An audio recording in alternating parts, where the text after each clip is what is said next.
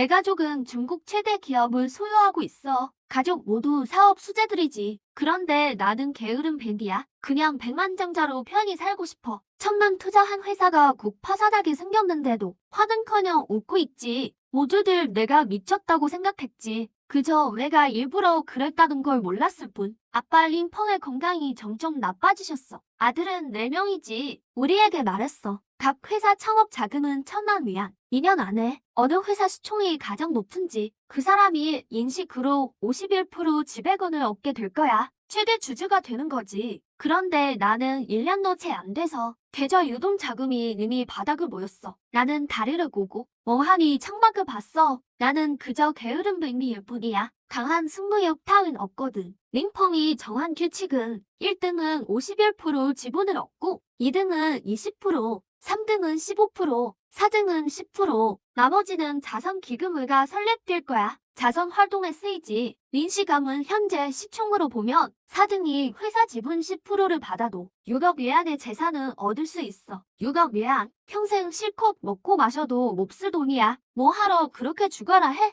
나는 웃으며 휴대폰을 꺼냈어. 가족 단톡방에 메시지를 보냈지. 모어 과학기술 회사. 현재 계좌 유동 자금은 100만 외환만 남았고 오늘 직원들 월급 주고 나면 30만 외환만 남을 거야. 파산 신청 요건에 달하지. 그래서 이 자리에서 선언합니다. 이번 경쟁은 제가 항복합니다. 저는 4등을 차지하겠습니다. 형제 여러분, 계속 힘내세요. 두 메시지가 전송되자 나는 활짝 웃었지. 난 원래 회사 운영을 안 좋아해. 사람 관리도 싫고 내 꿈은 산과 강, 호수야. 조국의 아름다운 강산이지. 돈 잘 버는 아빠가 있는데 내가 왜 또 열심히 해야 해? 그냥 편히 있으면 되지. 내가 이 메시지를 보내자마자 가족 단톡방은 난리가 났어. 민희, 둘째 형, 형 회사 파산했어? 민준, 둘째 형, 야, 다는 거의 시총 2배가 됐는데 내가 번 돈이 전부 형 회사 돈이야? 민재, 둘째 형, 형한테 82점 줄게. 나머지는 6대6 16 형태로 줄게. 한 번에 다 주면 잡아달까봐. 나는 형제들의 말을 보며 상대할 가치도 못 느꼈지. 바로 그때 휴대폰이 울렸어. 들어보니 역시 엄마였어. 장인,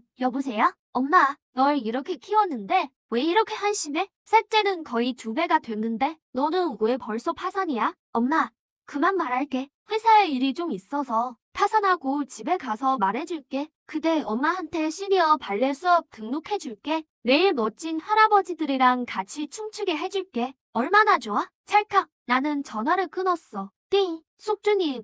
운명의 주사위를 얻으신 것을 축하드립니다. 설명서는 이미 뇌리에 새겨져 있습니다. 사용 전 청구 바랍니다. 나는 아직 정신을 못 차렸는데 사무실 책상 위에 이미 하다가 나타났어. 전체가 칠흑같이 검고 각 면의 점은 모두 빨간색이었어. 자세히 보니 이 주사위 전체가 특별하고 매력적인 힘을 가지고 있었어. 내가 막 주사위를 들고 자세히 감상하려는데 폰에 단톡방 알림문이 울렸어. 들어보니 이런 링펑이 너를 단톡방에서 내보냈어. 나는 좀 서운했어. 이런 아직 완전히 파산한 것도 아닌데 어떻게 아버지는 이렇게 급히 나를 내보내셨지? 나는 채팅 기록을 위로 훑어봤어. 이런 아버지가 폭발하셨네. 약속했던 10% 지분도 없어졌어. 4등의 마지막 보상은 놀랍게도 1년 1,000만 위안의 생활비였어. 완전히 충격받은 나는 좀 짜증이 났어. 나는 휴대폰을 들어보니 엄마였어. 여보세요?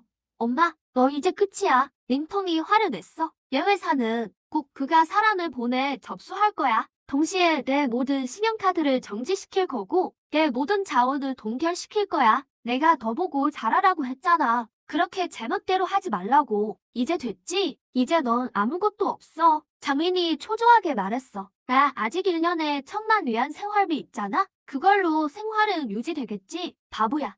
내가 말하는 건 너희 넷이 시험을 끝내야 생기는 거야. 지금 경쟁 기간은 1년도 채 안 됐어. 생활비를 받을 날까지 아직 꼬박 1년 남았다고. 여기까지 말한 장위는 한숨을 쉬었어. 내 아빠가 나에게도 명령을 내렸어. 가족 단톡방에도 명령을 내렸고 아무도 너에게 돈을 보내는 걸 허락 안 한대. 혹은 도움을 주는 것도 안 된대. 너는 정말 이번엔 아빠를 정말 화나게 했어. 빨리 짐 사서 공장이나 다니러 가. 나를 마친 장인은 전화를 끊었어. 공장이나 다니라고? 무슨 소리야? 일하는 건 죽어도 못해. 평생 못해. 화내려면 배라지. 친구가 없는 사람도 있나? 나는 휴대폰을 내려놓고 책상 위에 주사위를 들었어. 눈을 감고 머릿속으로 설명서를 읽었어. 운명의 주사위는 한 번 돌리면 미래에 대한 메시지를 얻게 될 거야. 좋고 나쁨은 스스로 판단하라. 미래의 소식을 얻을 수 있다니? 그럼 나는 날아오를 수 있겠네? 이런 말이 있잖아. 바람 부는 곳에 서면 돼지도 하늘로 날아오른다고. 하물며 미리 소식을 받는 건데 돈 버는 건 너무 쉽지. 그 생각에 나는 운명의 주사위를 들어 책상에 던졌어. 주사위는 희미한 빛을 내뿜었고 결국 1분 후 돌기를 멈췄어.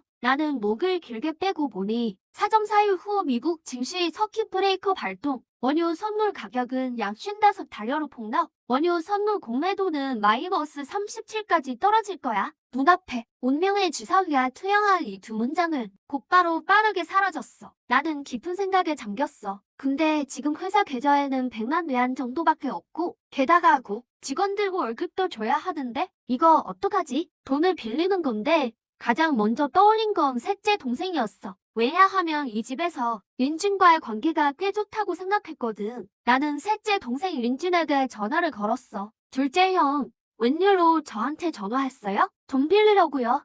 형, 얼마나 필요해요? 이 말을 듣자 웃음이 났지. 역시 그럴 줄 알았어. 셋째 동생은 분명 나에게 돈을 빌려줄 거라고. 저기 그렇게 많진 않고 500만 외환이면 충분해. 시합 끝나면 아빠가 나한테 생활비를 줄 테니 그럼 돌려줄게. 500만 원이라니 무슨 소리야? 형, 아직도 린씨 가문 도련님인 줄 알아? 이미 쫓겨났잖아. 500만 원은커녕 지금 나한테 5만 원 빌려달라 해도 내가 갚을 능력이 되는지 고민해야 해. 갚을 능력 말이야. 그래, 그래도 유복 형제잖아. 1만 원 보내줄게. 형제 정이라고 생각하고 듣고 화를 내려는데 전화가 끊겼다. 고지어 우챗에서 알림이 왔다. 열어보니 역시 린준이 나에게 1만 원을 보냈더라. 미소 이모티콘과 함께 웃는 얼굴에 내 얼굴은 굳어졌고 매우 보기 흉했다. 이 1만 원은 나를 모욕하는 거나 다름없잖아? 하지만 지금 내겐 몇십 위안밖에 없었다. 평소 저축하는 습관이 없었거든. 받아야만 했다. 옛날 한시리 가랑이 밑을 기는 모욕을 겪고 결국 장군이 되었듯 오늘 나도 1만 원을 받고 결국 역전할 것이다. 나는 송금을 수락했다. 나도 웃는 얼굴 이모티콘을 보냈다. 고맙다, 동생아. 곡린준도 천만에라고 답했다. 이 1만 원으로는 턱없이 부족할 것이다. 그때였다. 휴대폰이 울렸다. 폰을 들어보니 백설의 전화였다. 백설은 평면 모델이었다. 내 여자친구다. 다만 나와 사귄 후로는 일을 하지 않았다. 먹고 마시는 건 다 내가 냈다. 이제 파산했다는 걸 알면 앞으로 어떻게 될까? 여보, 어제 굳이 가방 사준다고 했잖아. 오늘 내일 정장 도착했어. 수화기 너머로 백설의 유혹적인 목소리가 들렸다. 그 목소리를 듣자마자 나는 바로 몸을 곧게 세웠다. 비록 우리 둘이 사귄 지 오래되었지만 나는 전혀 실증나지 않았다. 백설은 매번 다양한 방법으로 놀아줬으니까 이것은 나에게 특별한 느낌을 주었다. 매일 밤 신랑이 되는 기분이었다. 하지만 흥분이 가라앉은 후 갑자기 떠올랐다. 나는 더 이상 이전의 린씨 가문 도련님이 아니라는 것을. 여보, 이따가 나 데리러 와. 오늘 회사 차는 쓸 일이 있어. 가방은 며칠 뒤에 얘기하자. 요 며칠 돈이 좀 없어서 나는 더듬거리며 말했다. 수화기 너머로 처음에 들뜬 목소리는 사라지고 없었다. 백설이 좀 화났다는 것을 알았다. 응, 알았어. 그럼 그 정장은 뜯지 않을게. 다음에 사줘. 라고 말하고는 백설은 전화를 끊었다. 나는 대수롭지 않게 여겼다. 대신 사무실 통유리 창 앞에 서서 맹청의 풍경을 바라봤다. 간단히 짐을 챙겼다. 사무실 건물에서 나왔다. 백설에게 사준 하얀색 벤츠가 회사 정문에 위풍당당하게 서 있었다. 백설은 의아한 눈으로 포장 상자를 든 나를 바라봤다. 좀 놀란 듯했다. 집에 가서 얘기하자. 나는 차 문을 열고 뒷좌석에 앉았다. 눈을 감고 쉬기 시작했다. 집까지 가는 내내 마력이 돌아왔다. 포장 상자를 바닥에 던지고는 바로 소파에 쓰러졌다. 대체 무슨 일이야? 백설은 뭔가 이상하다는 것을 어렴풋이 느꼈다. 오늘의 나는 그녀의 검은 스타킹에도 아무런 반응이 없었다. 예전엔 그녀가 짧은 치마에 검은 스타킹을 입으면 장난을 치곤 했는데 오늘은 아무것도 안 했다. 말도 안 하고 약파산했어. 나는 눈을 감은 채 나지막이 말했다. 응? 장난치는 거 아니지? 백설은 다급하게 내 옆으로 와서 내 두 손을 꽉 잡고 물었다. 정말로. 백설은 아무 말도 하지 않았다. 우선 그녀는 이 일이 사실인지 아닌지 확신하지 못했다. 그녀는 이 일의 진실성을 확인한 후에야 결정을 내릴 것이었다. 부사라는 말하기. 각자 소파에서 휴대폰을 만지고 있었다. 젠장.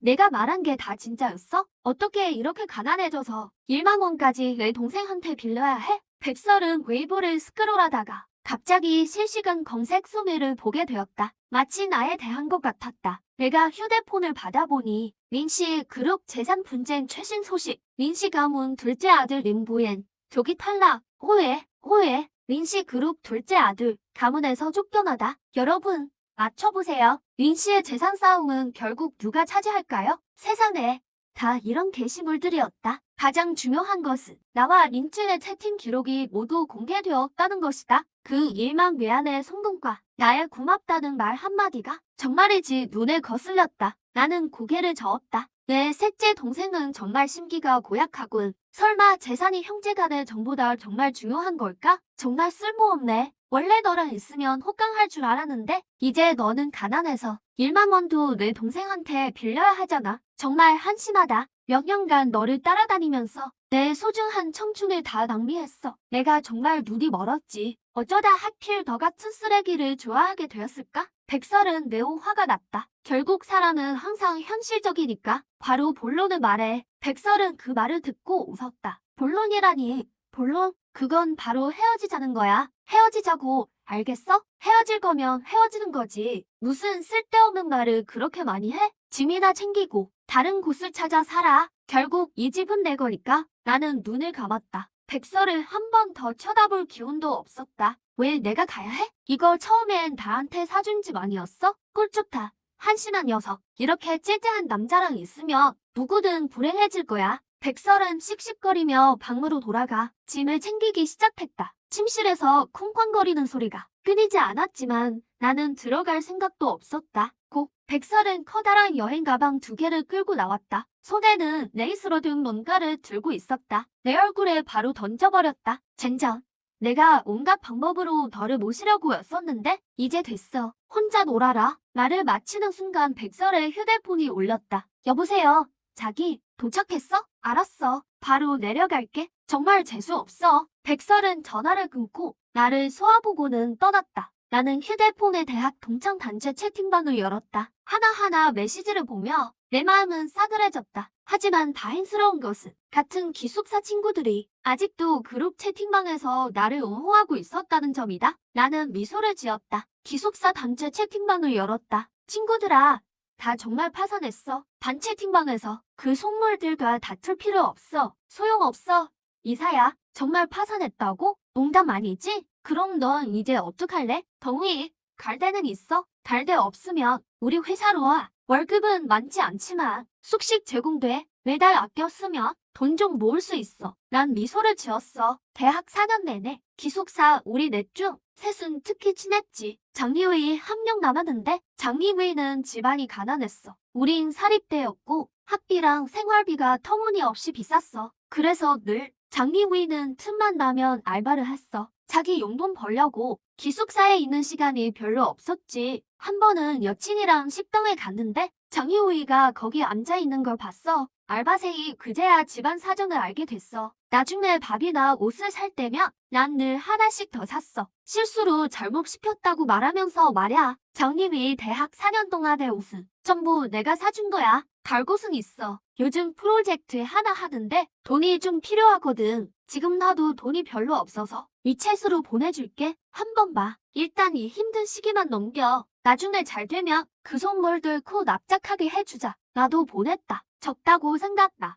친구, 이게 전부야. 리스와 덩이의 메시지를 보고 내 눈가가 시큰했다. 채팅창을 봤어. 덩이, 리스 모두 이체 미수령이 뜨더라. 열어봤더니 하나는 6만, 다른 건 4만. 고맙다고 하려는 찰나 장희우이가 음성 메시지를 보냈어. 눌러 들으니 주변이 엄청 시끄러웠어. 요지는 늦게 전화하겠다는 거. 음성 듣자마자 이체 하나가 더 왔다. 봤는데 세상에 90만 위안. 이게 친구가 쓸 수 있는 모든 자금이다. 졸업하고 창업해서 돈 좀 벌어서 다행이다. 안 그랬으면 발만 동동 구를 뻔했어. 두려워 마. 친구들이 뒤에 있잖아. 난 더 참을 수 없었다. 눈물이 한 방울씩 휴대폰 화면에 떨어졌다.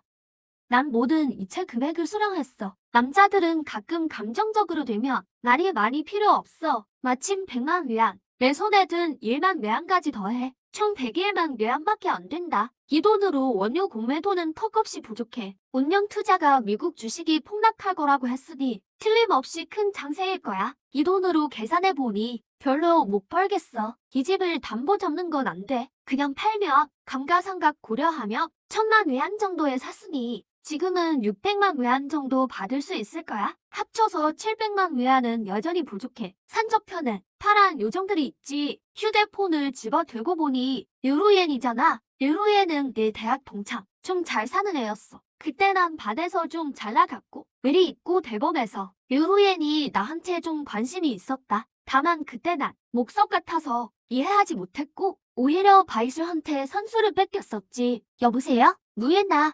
얼마 필요해? 금액 말해봐. 계좌번호도. 류루이안의 여전히 차가운 목소리. 난 좀 놀랐다. 이게 사장님 클래스인가? 어? 너 돈 많이 벌었네? 잔말 말고. 우리 집이 뭐 하는지 알잖아? 맞다. 나 엊그제 인천에 돌아왔어. 시간 되면 만나서 밥 먹자. 계좌번호 보내. 그래. 지금 난 돈을 더 모으고 싶어. 크게 한번 해볼 거야. 이 소식이 진짜라면 두말할 필요 없이 이번에 대박 날 거다. 소소하다며 이 돈도 많은 건 아니고 나중에 가산다툼 끝나고 내 생활비 생기면 돌려주는 건 문제없어. 난 얼른 내 계좌번호를 일후인에게 보냈다. 꼭 은행 문자 한 통이 날 놀라게 했다. 카드번호 뒷자리 8888로 방금 600만 위안이 입금되었습니다. 실시간 잔액은 600만 48위안입니다. 600만 위안? 난 눈이 휘둥그레졌다. 이렇게 하면 총 700만 위안이다. 집 팔면 600만 위안 정도 되니까 1300만 위안이 되는구나. 그래도 여전히 부족하다. 난 장은에게 전화했어. 전화는 한참 올리다 연결됐다.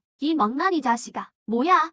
돈 달라고? 없어. 장위는 한마디로 내 앞길을 막아버렸다. 엄마잖아. 내가 못 살면 엄마라고 잘 살 수 있겠어? 나 지금 좋은 프로젝트가 있단 말이야. 있는 돈 빨리 다 빌려줘. 나중에 내가 손해봐도 민씨 집안 매년 생활비 그냥 다 엄마한테 줄게. 이틀 안에 급하게 필요하단 말이야. 전화 저편에선 아무 반응이 없었다. 장위는 분명 계좌번호를 생각 중이었다. 짧은 두 마디를 마치자 장위는 전화를 끊었다. 내가 보내고 얼마 안 돼서 600만 위안이 입금되었다. 잠시 뒤 700만 위안이 입금되었다. 이건 내 엄마의 재산이야. 내 아빠가 알게 해선 안 돼. 안 그럼 나도 죽는다. 장윈이 문자를 보냈다. 난 오케이라고 답했다. 총 2600만 위안이다. 내가 국제 선물 거래를 안 해본 건 아니야. 그냥 예전에 많이 잃었을 뿐. 그 후로는 안 했다. 내 계좌가 레버리지 대출이 됐던 걸로 기억해. 운영 투자가 말한 대로라면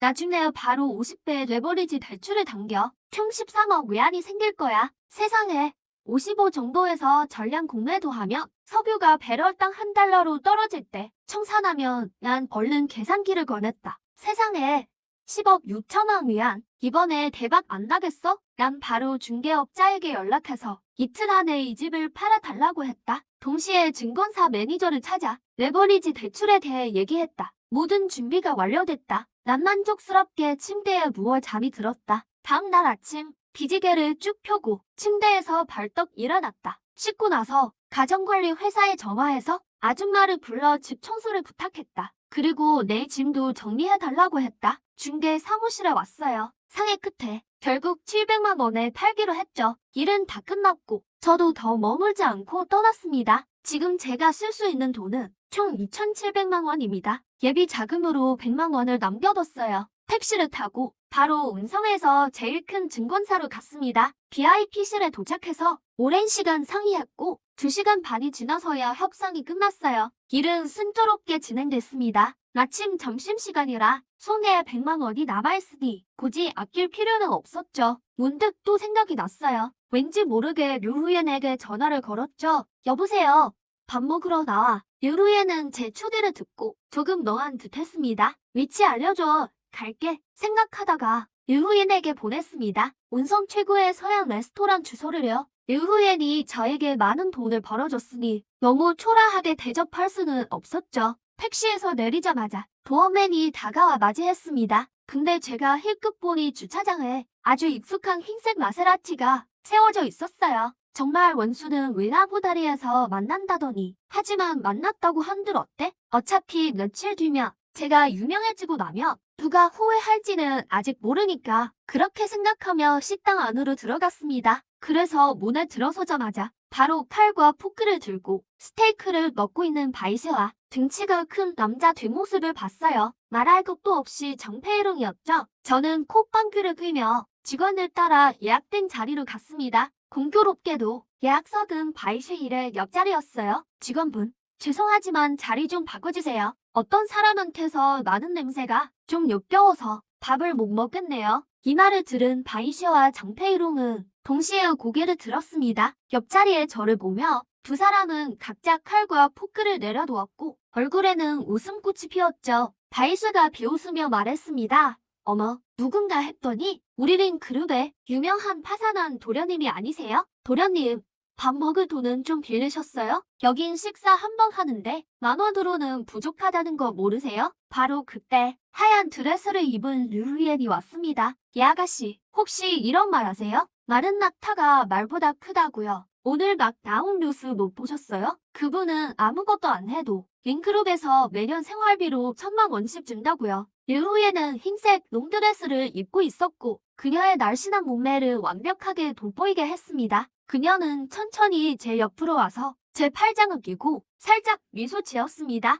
옆에 있던 직원은 이미 넋을 잃고 있었죠. 이분이 바로 이 식당의 여사장님이시거든요. 게다가 항상 고고한 냉미녀 스타일이었는데 이렇게 어떤 이상과도 친밀한 모습을 본 적이 없었죠. 류 사장님, 안녕하세요. 직원은 더듬거리며 인사했습니다. 이후에는 손을 흔들며 말했습니다. 제일 좋은 레드와인 한 병 가져와. 나머지는 알아서 잘 준비해줘. 직원은 알겠다고 대답한 뒤 빠르게 자리를 떠났습니다. 여기에 부대기가 심상치 않다는 걸 그는 바보가 아니었기에 느낄 수 있었죠. 정페이롱은 지금 얼굴을 들 수 없었습니다. 그도 사업을 시작했지만 회사 규모가 크지 않았고 1년에 최고일 때도 100만 정도의 수익이었죠. 류루옌 같은 사람은 그와는 비교가 안 됐습니다. 바이슈는 눈앞의 여자를 보며 마음이 좀 불편했습니다. 그녀는 이해할 수 없었죠. 이미 파산한 도련님이 왜 이렇게 매력이 있어서 이런 미녀가 그를 돕는지. 어머, 우리린 도련님이 파산한 후에도 여전히 이렇게 매력적이시네요. 예전에는 집안 돈을 낭비하더니 이제는 누가 돈까지 대주나 봐요? 이 말을 하며 바이슈는 입을 찢어지게 웃었고 얼굴에는 비웃음이 가득했습니다. 내가 그를 후원한다고? 류루옌은 입을 가리고 마른 낙타가 말보다 크다는 말 아세요? 몰랐어요? 린 회장님께서 이미 말씀하셨어요. 1년에 그에게 생활비로 1,000,000원을 주신다고요. 1,000,000원이요? 당신은 몇 년이나 걸려야 벌 수 있는데요? 저는 뒤를 돌아 류루옌을 힐끗 보며 칭찬의 표정을 지었습니다. 아이고, 루옌아, 그만 말해. 1,000,000원이 뭐가 대단하다고. 장 사장님은 1년에 몇백만 원이나 버시던데 그분과 비교하면 우리만 망신당하는 거 아니겠어? 저는 비꼬는 투로 말하며 자리에 앉았습니다. 밥을 먹을 준비를 했죠. 기분 망치지 말자고요. 뭐라고? 1년에 1,000,000원 생활비가 있다고? 왜 진작 말 안 했어? 내 집까지 팔게 해놓고. 바이스는 속으로 후회했습니다. 뉴스에서 본 것들은 다 내가 민 가문에서 쫓겨났다고 했는데 내년 생활비가 이렇게 많을 줄 누가 알았겠어. 저는 그를 상대하지 않았습니다. 그 옆에죠. 페이롱은 이미 고개를 푹 숙이고 있었죠. 직원은 레드와인 한 병을 가져왔고 뒤이어 작은 서비스팀이 줄지어 음식을 날랐습니다. 바이슈는 그들보다 훨씬 일찍 왔지만 음식은 아직 다 나오지 않았죠. 이게 무슨 가게야? 우리가 먼저 왔는데 음식도 다 안 나오고 나중에 온 사람들한테는 이렇게 많이 나오다니 사람 무시하는 거야. 이후에는 손을 흔들며 말했습니다. 들어가 봐. 오늘 이 테이블은 내가 계산할게. 그들한테 음식 좀 더 줘서 배부르게 먹게 해. 다음에는 보험맨에게 말해서 이 여자를 다시 보면 들어오지 못하게 해. 장사하지 마. 이 말을 하고 이후에는 82년산 레드와인을 살짝 홀짝였습니다. 그녀가 내 기분을 망쳤거든. 말은 그렇게 했지만 바이스는 계속 퍼붓고 싶어 했지만 옆에 있던 정페이롱은 더 이상 망신을 당할 수 없었기에 서둘러 그녀를 끌고 식당을 나섰습니다. 이후에는 자산이 수억 위안인데 그와 다투면 내가 그를 이길 수 있겠어? 일시캐피탈의 시가총액이 얼마인데? 좀 알아봐라. 이 가게가 바로 그 집 소유야. 바이쉐는 눈을 크게 떴습니다. 두 사람이 떠난 후 식당은 훨씬 조용해졌고 심지어 공기마저 바뀌는 듯했습니다. 왠지 모르게 묘한 기류가 흘렀습니다. 두 사람도 한동안 만나지 못했던 터라 갑자기 할 말이 없었습니다. 저한테 말해줄 수 있어요? 돈을 왜 쓰는지요? 왜요? 아까 바이세가 당신이 집까지 팔았다고 하던데? 그럼 지금 어디 살아요? 결국 류후엔이 참지 못하고 이 빌어먹을 침묵을 깼습니다. 나는 휴지를 들고 입을 닦았다. 며칠 뒤 국제 요가를 공매도 할 생각이야. 지금 2천만 위안 넘게 모았어. 이 말에 나는 씩 웃었다. 만약 성공하면 나를 은 사장이라고 불러. 만약 실패하면 그럼 나를 샤오링이라고 불러. 다만 내가 나에게 준 돈은 천천히 갚을 수밖에 없어. 이럴 바엔 내가 몸으로 갚는 건 어때? 나는 농담을 했다. 류루예는 내 말을 듣고 마음속으로 갑자기 한순간 이번 원유 공매도가 실패하길 바랐다. 그렇게 되면 몸으로 갚는 것이니 류루예는 꽤 좋아했다. 무슨 소리야? 류루예는 얼굴이 붉어졌다. 누가 너한테 몸으로 갚으래? 다만 내가 그렇게 많은 돈으로 원유를 공매도한다니 손해볼까봐 안 무서워? 선물이라는 게 말이야. 류루예도 어느 정도는 알고 있었다. 대부분의 상인들은 해지를 위해 하지만 나처럼 실무 없이 하는 건 방향이 틀리면 청산당하고 퇴장할 수밖에 없어. 나는 웃었다. 이미 이렇게 됐는데 뭘 더 무서워해? 내 직감은 꽤 정확해. 한번 시도해보고 싶어. 최악의 경우 손해보면 공장 가서 바사다 박지 뭐. 천천히 갚으면 되지. 이 말을 하며 나는 한숨을 쉬었다. 나는 정말 형제들과 재산을 다투고 싶지 않아. 솔직히 예전에는 6억 위안이면 나랑 엄마가 담은 평생을 호화롭게 지내기에 충분하다고. 뭘 그렇게 싸울 게 있는지 모르겠어. 류루엔이 내 옆으로 와서 앉았다. 나는 믿어. 대담하게 해봐. 잃으면 잃는 거지. 내가 널 먹여 살리는 것도 어려운 일은 아니야. 물론 아주머니도 내가 같이 모실 수 있어. 나중에 아이는 내 성을 따를 거야. 이 말에 류루엔의 얼굴이 새빨개졌다. 대학 때 그렇게 좋은 기회를 내가 남에게 빼앗기다니. 이번에는 무슨 일이 있어도 용기를 내야겠어. 아직 말을 다 마치기도 전에 나는 내 손으로 류루엔의 입을 막았다. 고마워. 하지만 내가 먼저 나서는 안 돼. 기다려. 내가 이 며칠을 보내고 나면 그때 내가 너에게 고백할게. 두 사람은 그렇게 조용히 기대어 있었다. 류루예는 시간이 이 순간에 멈추기를 얼마나 바랐던가? 만약 그럴 수 있다면 그는 영원히 이렇게 있고 싶었다. 집은 이미 팔렸고 짐도 다 정리되었다. 나는 윈청 최고의 호텔로 와서 한 달 동안 스위트룸을 예약했다. 운명 투자에서 알려준 날짜까지 몇 시간도 채 남지 않았다. 나는 컴퓨터를 준비했고 먹을 것과 마실 것을 잔뜩 준비했다. 방에 머무를 준비를 했다. 이번 장세가 끝날 때까지 계속 운명 투자에서 말한 날짜가 됐자 국제 유가가 개장한 후 가격은 계속 56달러 정도였다.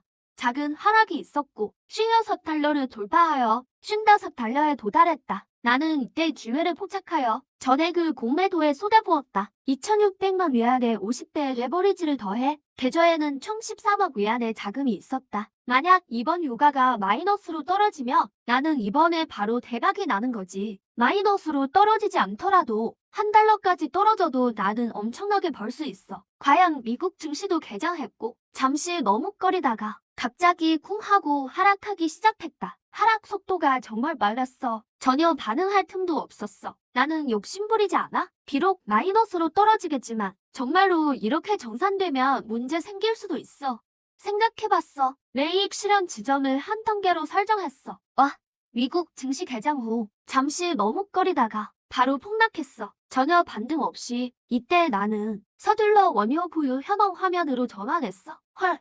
너무 심하잖아? 55.9의 개시 가격. 지금 원유가 40배로 떨어졌다니 수익금이 긴 숫자로 표시됐어. 나는 희죽 웃었어. 역시 운명 투자가 날 속이지 않았어. 역시 폭락은 끝나지 않았어. 미국 증시가 서킷 브레이커 발동. 국제 유가는 더 황당했어. 급격히 하락했지. 내 보유량이 적지 않지만 국제 원유 선물 시장은 꽤 커서 이 정도 자금은 흡수 가능했어. 헐. 미국 증시가 서킷 브레이커 발동했잖아. 방금 물 한 잔 들어 나갔다 왔는데 돌아와 보니 이렇게 아름다운 광경이 펼쳐졌네. 좋다. 이제 산 너머, 바다 너머의 파란 요정들이 폰을 들어보니 내 증권사 매니저였어. 여보세요? 린 총수님, 아니, 린 사장님, 어서 빨리 확인해 보세요. 당신 계좌요. 정 매니저가 다급하게 말했어. 오늘 이 블랙스완 같은 장세는 정말 모든 사람의 예상을 뛰어넘었어. 오늘 국제 요가의 롱 포지션 취한 분들은 오늘 모두 손해를 보게 될 겁니다. 하지만 링부에는 이번에 대박 터뜨렸죠. 링부에는 이 말을 듣자마자 바로 전화를 끊었어. 자기 계좌를 열어보니 헐, 대박, 시스템이 이미 자동 청산했어. 링부엔이 계좌를 확인해보니 지금 총 20억 외환 정도였어. 이 중에서 봉금 13억 외환을 제외하면 즉 자신의 예상치를 달성한 거야. 한 번에 약 10억 6천만 외환을 벌었어. 운명 투자 유료 평가 시스템 시작. 이번에 총 13억 외환의 본금이 투입되었으며 수수료 4%로 총 5,200만 외환이 부과됩니다. 숙주님은 4일 이내에 5,200만 외환을 자선에 사용하세요. 방법은 제한 없음. 그렇지 않으면 운명 투자가 숙주님의 자산을 자동으로 몰수합니다. 링보이는 그제야 충격에서 벗어나 냉정을 되찾았어. 자신은 총 2,300만 외환의 본금이 있었고 시스템의 수수료 4%를 더해도 총 1억 외환이 채 안 됐어. 증권사의 수수료까지 더하면 이번에 안정적으로 약 10억 외환 정도 벌었겠네. 나이스해. 친구, 링보이는 운명 투자를 꺼내 들고 활짝 웃었어. 산 넘어, 바다 넘어, 파란 요정들이 있네. 링부에는 전화를 들었어.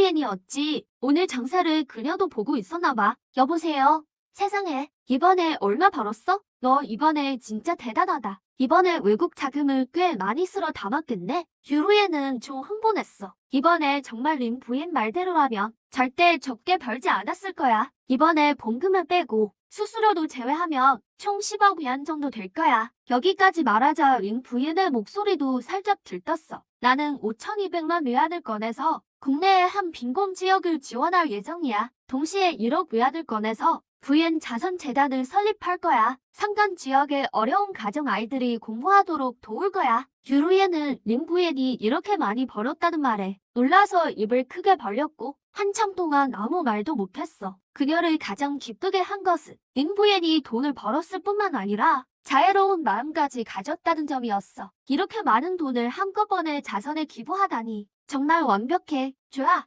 괜찮아. 무예나. 혹시 금융을 공부한 능력 있는 친구 아는 사람 있어? 한 명 데려와서 내 자선 재단 관리를 좀 맡아줬으면 해. 유루에는 잠시 생각하더니 알겠어. 언제 필요해? 그때 한 명 소개해줄게. 내 절친인데 최근에 해외 최고 명문대 금융학과를 졸업했어. 능력은 아주 출중해. 좋아. 그럼 부탁 좀 할게. 나는 지금 빈곤 지역을 선택해서 지원해야 해. 유루에는 전화를 끊었어. 아무래도 링부엔이 이렇게 많이 벌었으니 자신만의 생각이 있을 테니까. 그럼 앞으로 그도 많이 바쁘겠지. 링부엔은 중국 지도를 펼쳤어. 5천만 위안이 넘는 돈. 보기엔 많지만 한 지역에 제대로 쓰려면 그리 많다고 할 수도 없어. 링부엔은 한참을 생각했어. 자신에게 운명 투자가 있고 미리 정보를 알려줄 수 있으니 앞으로도 이런 기회는 분명 많을 거야. 그렇다면 서두를 필요 없어. 그럼 일단 윙청을 건설하자. 윙청은 중국 중부 지역의 한 도시인데 발전은 괜찮은 편이지만 그 밑에 빈곤 현들도 있어. 링보야는 인터넷에서 잠시 검색하더니 링사년을 선택했어. 이 빈곤 현은 면적이 넓고 인구도 많지만 산지가 많아서 발전이 제한적이었어. 링부에는 링사년의 공식 전화번호를 찾았어. 링사년에 기부하려는 사실을 미리 알렸지. 상대방은 물론 아주 흥분했고 두 사람은 시간을 정했어. 아주 열정적이었지. 링부에는 증권사의 자금과 수수료를 모두 돌려줬어. 동시에 정 매니저에게 5만 위안짜리 보너스도 줬어. 그가 많이 벌진 않았지만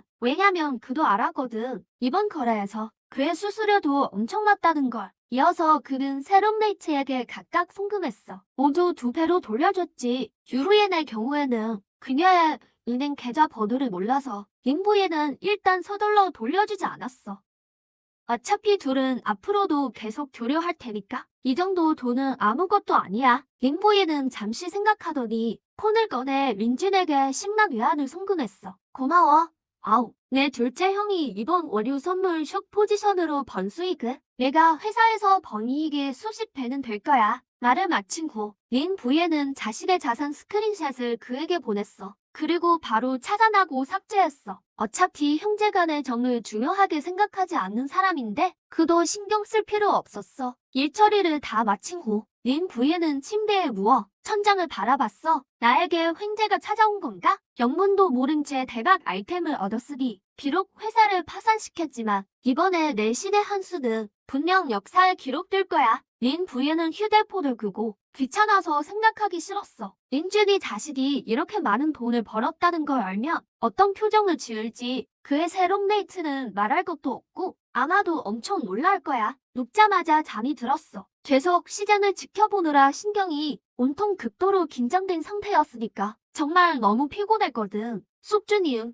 조만장자 계획에 선정되신 것을 축하드립니다. 부디 이 횡재를 바른 길에 사용하셔 어렵고 힘든 사람들을 돕고 변화시키시길 바랍니다. 몸속에서 이 두 문장이 계속 울려 퍼졌어. 이것이 린보예네. 훗날 중국 최대 자선 사업가가 되는 저운영이 되었지. 단청 제1과학기술회사. 린주는 얼굴을 잔뜩 찌푸린 채 둘째 형이 보낸 심란 외환을 보고 있었어. 그리고 자산 스크린샷도 그가 막 지배 여부를 비웃으려던 참이었는데 빨간색 느낌표만 남아있는 것을 발견했지. 이런, 날 차단했잖아? 린주는 이를 악물었어. 자기가 회사를 1년 가까이 운영했지만 이익은 1,000만 위안에 불과했거든. 이건 아마 내 형제 중에서도 가장 잘 운영한 회사일 거야. 린주는 휴대폰을 꺼내 형에게 전화를 걸었어. 여보세요. 형, 린보엔이 국제육아 선물 공매도로 11억 위안을 벌었다는데 이 사실 알고 있어요? 린준이 단도직입적으로 물었어. 뭐라고? 그 머리로 그런 걸 할 수나 있다고? 할 수 있는지 없는지는 둘째치고 걔가 돈이 어디 있어서? 린이는 느긋하게 말했어. 린보엔을 전혀 신경 쓰지 않았지. 어차피 지빌은 걔나 마찬가지니까. 하지만 형, 내가 걔 자산 스크린샷을 봤다니까요. 게다가 날 차단했어요. 형도 한번 외시지 보내서 확인해봐요. 린주는 좀 걱정했어. 어차피 다들 돈 못 버는 건 괜찮지만 남이 돈 버는 꼴은 못 보잖아. 남이 돈 벌면 배 아파 죽겠거든. 됐어. 그렇게 많이 생각하지 마. 우리 형제 둘이 린 그룹을 차지하면 돼. 그때 지배권을 손에 넣으면 못 팔게 뭐가 있겠어? 여기까지 말하고 린이는 전화를 끊었어. 미국 증시 서킷 브레이커 발동과 국제 유가가 마이너스를 기록한 것은 확실한 경제 헤드라인 뉴스였지. 모든 언론 매체들이 이 사건에 대한 견해를 대대적으로 발표하고 있었어. 온갖 유명 인플루언서들은 사후에 뻥문을 늘어두었고 댓글창은 온통 아우성이었지. 이런 선물 투자했다가 내가 은행에 수십만 위안을 빚지게 되다니. 안 해. 내 돈 돌려줘. 나랑 왜 사는 것마다 떨어지는 거야? 안 해.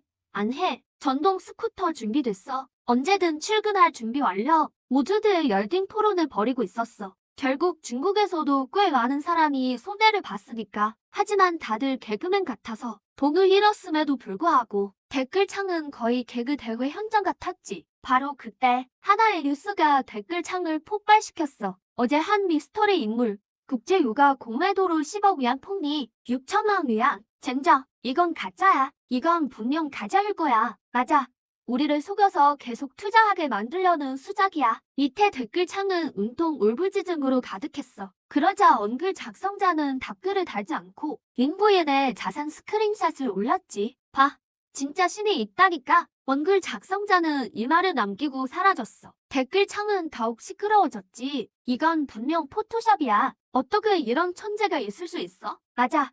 우리를 속여서 계속하게 만들려는 거야. 이게 시시정 55.9를 봐. 이게 일반인이 낼 수 있는 주문이야? 댓글창은 여전히 뜨거웠어. 다만 당사자는 이 사실을 모르고 있었지. 심지어 좀 더 자고 싶어 했어. 따르릉, 따르릉. 호텔 전화가 울렸어. 린보예는 잠이 덜 깬 눈으로 눈을 뜨고 전화를 받았어. 민씨, 안녕하세요. 예약하신 모닝콜 시간입니다. 네, 고맙습니다. 린보예는 수화기에서 들려오는 달콤한 여자의 목소리를 듣자마자 졸음이 싹 사라졌어. 휴대폰을 켰는데 세상에 린보예는 끊임없이 쏟아지는 메시지들을 보고 있었어. 그저 평범하게 하룻밤 잠들었을 뿐인데 부재중 전화가 수십 통이나 와 있었어. 3명의 룸메이트, 일후엔 청 매니저 등등 수많은 사람들이 채팅 앱을 열었지. 이런 99 메시지라니. 특히 청 매니저의 채팅창에는 무려 20개 이상의 메시지가 있었어. 린보엔이 여러분이 대략적인 내용을 증권사가 트래픽을 유치하기 위해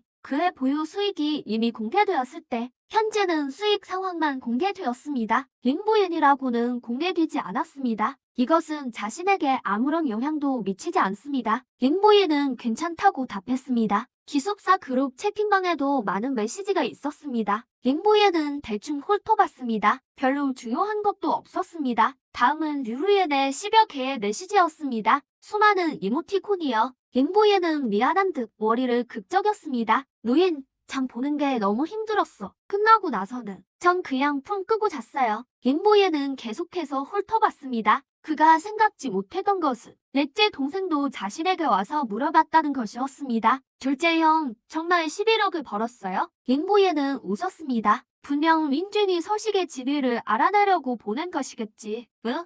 근데 6천원 빠졌네. 보내고 나서는 링보엔은 나가서 차 한 대를 뽑기로 결정했습니다. 왜냐하면 그는 매일 링사년에 가기로 결정했기 때문입니다. 자신의 자선 기부금을 기부할 것입니다. 산 저편에는 바다 저편에는 파란 요정들이 있네. 부에는 전화를 받았습니다. 류루엔에게서 운전하였습니다. 왜 그래? 너 돼지야? 그렇게 잠이 많아? 류루엔은 매우 원망스러운 목소리로 말했습니다. 헤헤헤. 미안해. 정말 피곤했어. 아 맞다. 내 은행 계좌 번호 줘봐. 돈을 보내줄게. 이건 급할 거 없어. 다음엔 뭘 할 거야? 링보이는 잠시 생각했습니다. 난 내일 링사년에 가서 기부금을 전달할 생각이야. 아 맞다. 차도 사야 해. 류루이는 듣고 나서 링사년에 얼마를 기부할 거야? 차는 말이야. 내게 있어. 내가 사고 싶으면 싸도 돼. 뭘 사고 싶은지 말해봐.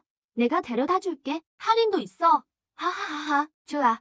그럼 나 준비 좀 할게. 30분 뒤에 너 데리러 갈게. 류루이는 말을 마치고 전화를 끊었습니다. 이어서 림보이는 그녀의 계좌 번호를 받았습니다. 얼마를 줘야 할지가 문제였습니다. 어차피 600만 위안은 말만 하면 지원해준다고 했고 쓸데없는 말도 없었습니다. 하지만 류후연도 돈이 없는 건 아니었습니다. 림보이는 한참을 생각했습니다. 결국 600만 위안을 돌려주기로 결정했습니다. 자신이 링사년에 가서 볼일을 마친 후에 그때 돌아와서 다시 그에게 좋은 선물을 골라줄 생각입니다. 곧 류후연은 림보이이 묵고 있는 호텔로 왔습니다. 두 사람은 차를 몰고 갔습니다. 윈청에서 가장 큰 고급차 판매장으로 왔습니다. 이곳에는 다양한 고급차가 있었습니다. 많은 고급차 사이즈 매장들이 여기 있었습니다. 급하지 않다면 천천히 고를 수 있어요. 림보이는 고개를 끄덕였습니다. 그런데 원수와 길에서 만날 줄은 몰랐습니다. 두 사람은 벤츠 사이즈 매장으로 왔습니다. 눈썰미 좋은 림보이는 직장인 복장을 한 바이슈를 한눈에 알아봤습니다.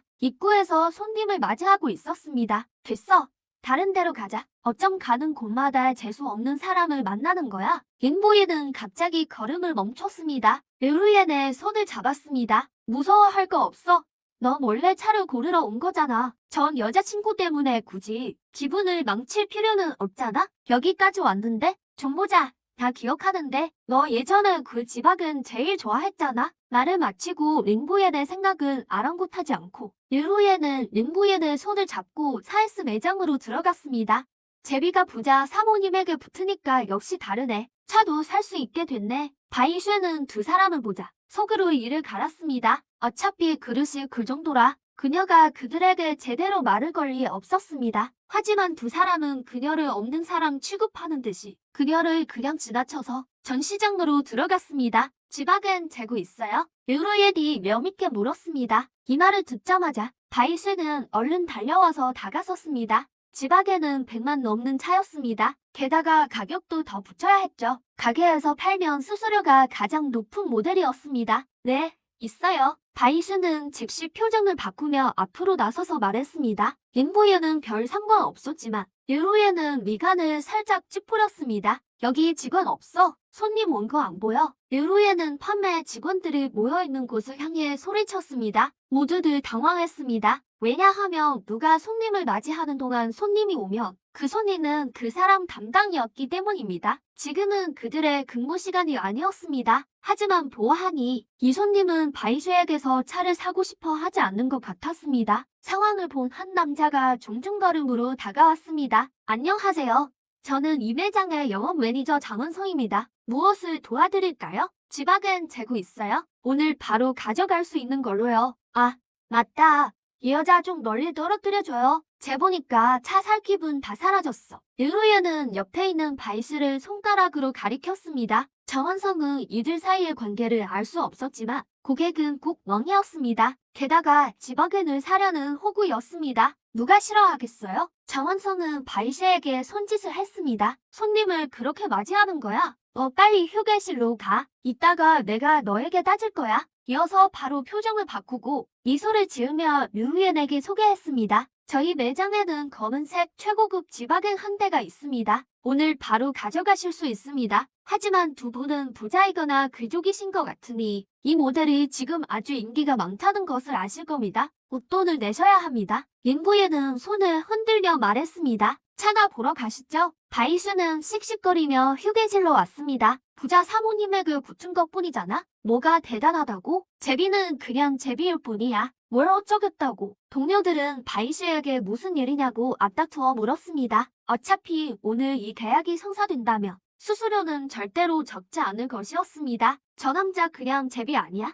너희들 며칠 전에 뉴스 안 봤어? 그는 린시 그룹에 의해 혜택받은 가문의 둘째 도련님이잖아. 만휘안도 동생에게 빌려야 할 정도였어. 너희 생각은 어때? 바이슈는 린부얀을 거침없이 비방했습니다. 비방하는 것 같지도 않았습니다. 바이슈가 말한 것들은 모두 사실인 것 같았기 때문입니다. 사람들의 가십 욕구가 불타올랐습니다. 모두들 앞다투어 토의하기 시작했습니다. 세 사람은 실차 앞에 도착했습니다. 린부예는 차에 올라 시승해봤습니다. 괜찮네. 역시 예전 느낌 그대로야. 그의 이전 자가용도 벤츠 지바겐이었습니다. 단지 린시 그룹 명의로 되어 있었습니다. 나중에 자신의 회사가 파산한 후에는 그는 신경 쓸 겨를도 없어서 그냥 포기했습니다. 이 차로 할게요. 가격 계산이 끝나면 저에게 와주세요. 아, 맞다. 그리고 세단도 한 대 살 거예요. 마이바흐나 S클래스면 됩니다. 링보예는 나를 마치고 정원성에게 다시 말했습니다. 네. 아침 매장에 어제 신형 마이바흐 S450 한 대가 들어왔습니다. 제가 가서 차 보여드리겠습니다. 정원성은 활짝 웃었습니다. 안 봐도 돼요. 오늘 가져갈 수 있어요? 오늘 가져갈 수 있다면 두 대 모두. 가격 계산 다 되면 저에게 와주세요. 지금 바로 몰고 갈 거예요. 네. 그럼 고객님들 여기 앉아서 잠시 쉬세요. 제가 바로 가서 가격 계산해 드리겠습니다. 정원승은 쫄래쫄래 재무실로 향했습니다. 두 대 모두 고급 차였어요. 게다가 웃돈까지 줘야 했죠. 계산해 보니 두 대 합쳐 413만 위안이었어요. 정원승은 계산서를 들고 두 사람 앞으로 왔습니다. 손님, 여기 차 두 대 합쳐 413만 위안입니다. 제가 회사에 특별 할인을 신청해서 잔돈은 깎아드릴 수 있습니다. 그리고 추가로 장식품도 드리고 차량 커버 등 여러 서비스를 제공해드립니다. 정원승은 능숙하게 말했습니다. 그의 눈에서는 별이 튀어나올 것 같았죠. 이 계약이 성사되면 그의 수수료는 몇만 위안이나 됩니다. 그럼 이번 달도 KTV 가서 아가씨들 감동시킬 수 있겠네? 카드 주시죠. 맞다. 두 사람 시켜서 차를 올 시즌 호텔로 가져다 주세요. 열쇠는 프런트에 맡기고 린부옌 제 이름만 대면 됩니다. 네, 알겠습니다. 정원승은 린부옌이 내민 은행 카드를 받았습니다. 세상에, 카드 뒷자리가 다 8,888이네. 그는 재무실로 재빨리 달려갔습니다. 카드를 긁자마자 경리눈이 휘둥 그려졌어요. 세상에, 장 매니저님, 이거 제가 잘못 본 거 아니죠? 10, 100, 1000, 나, 10만.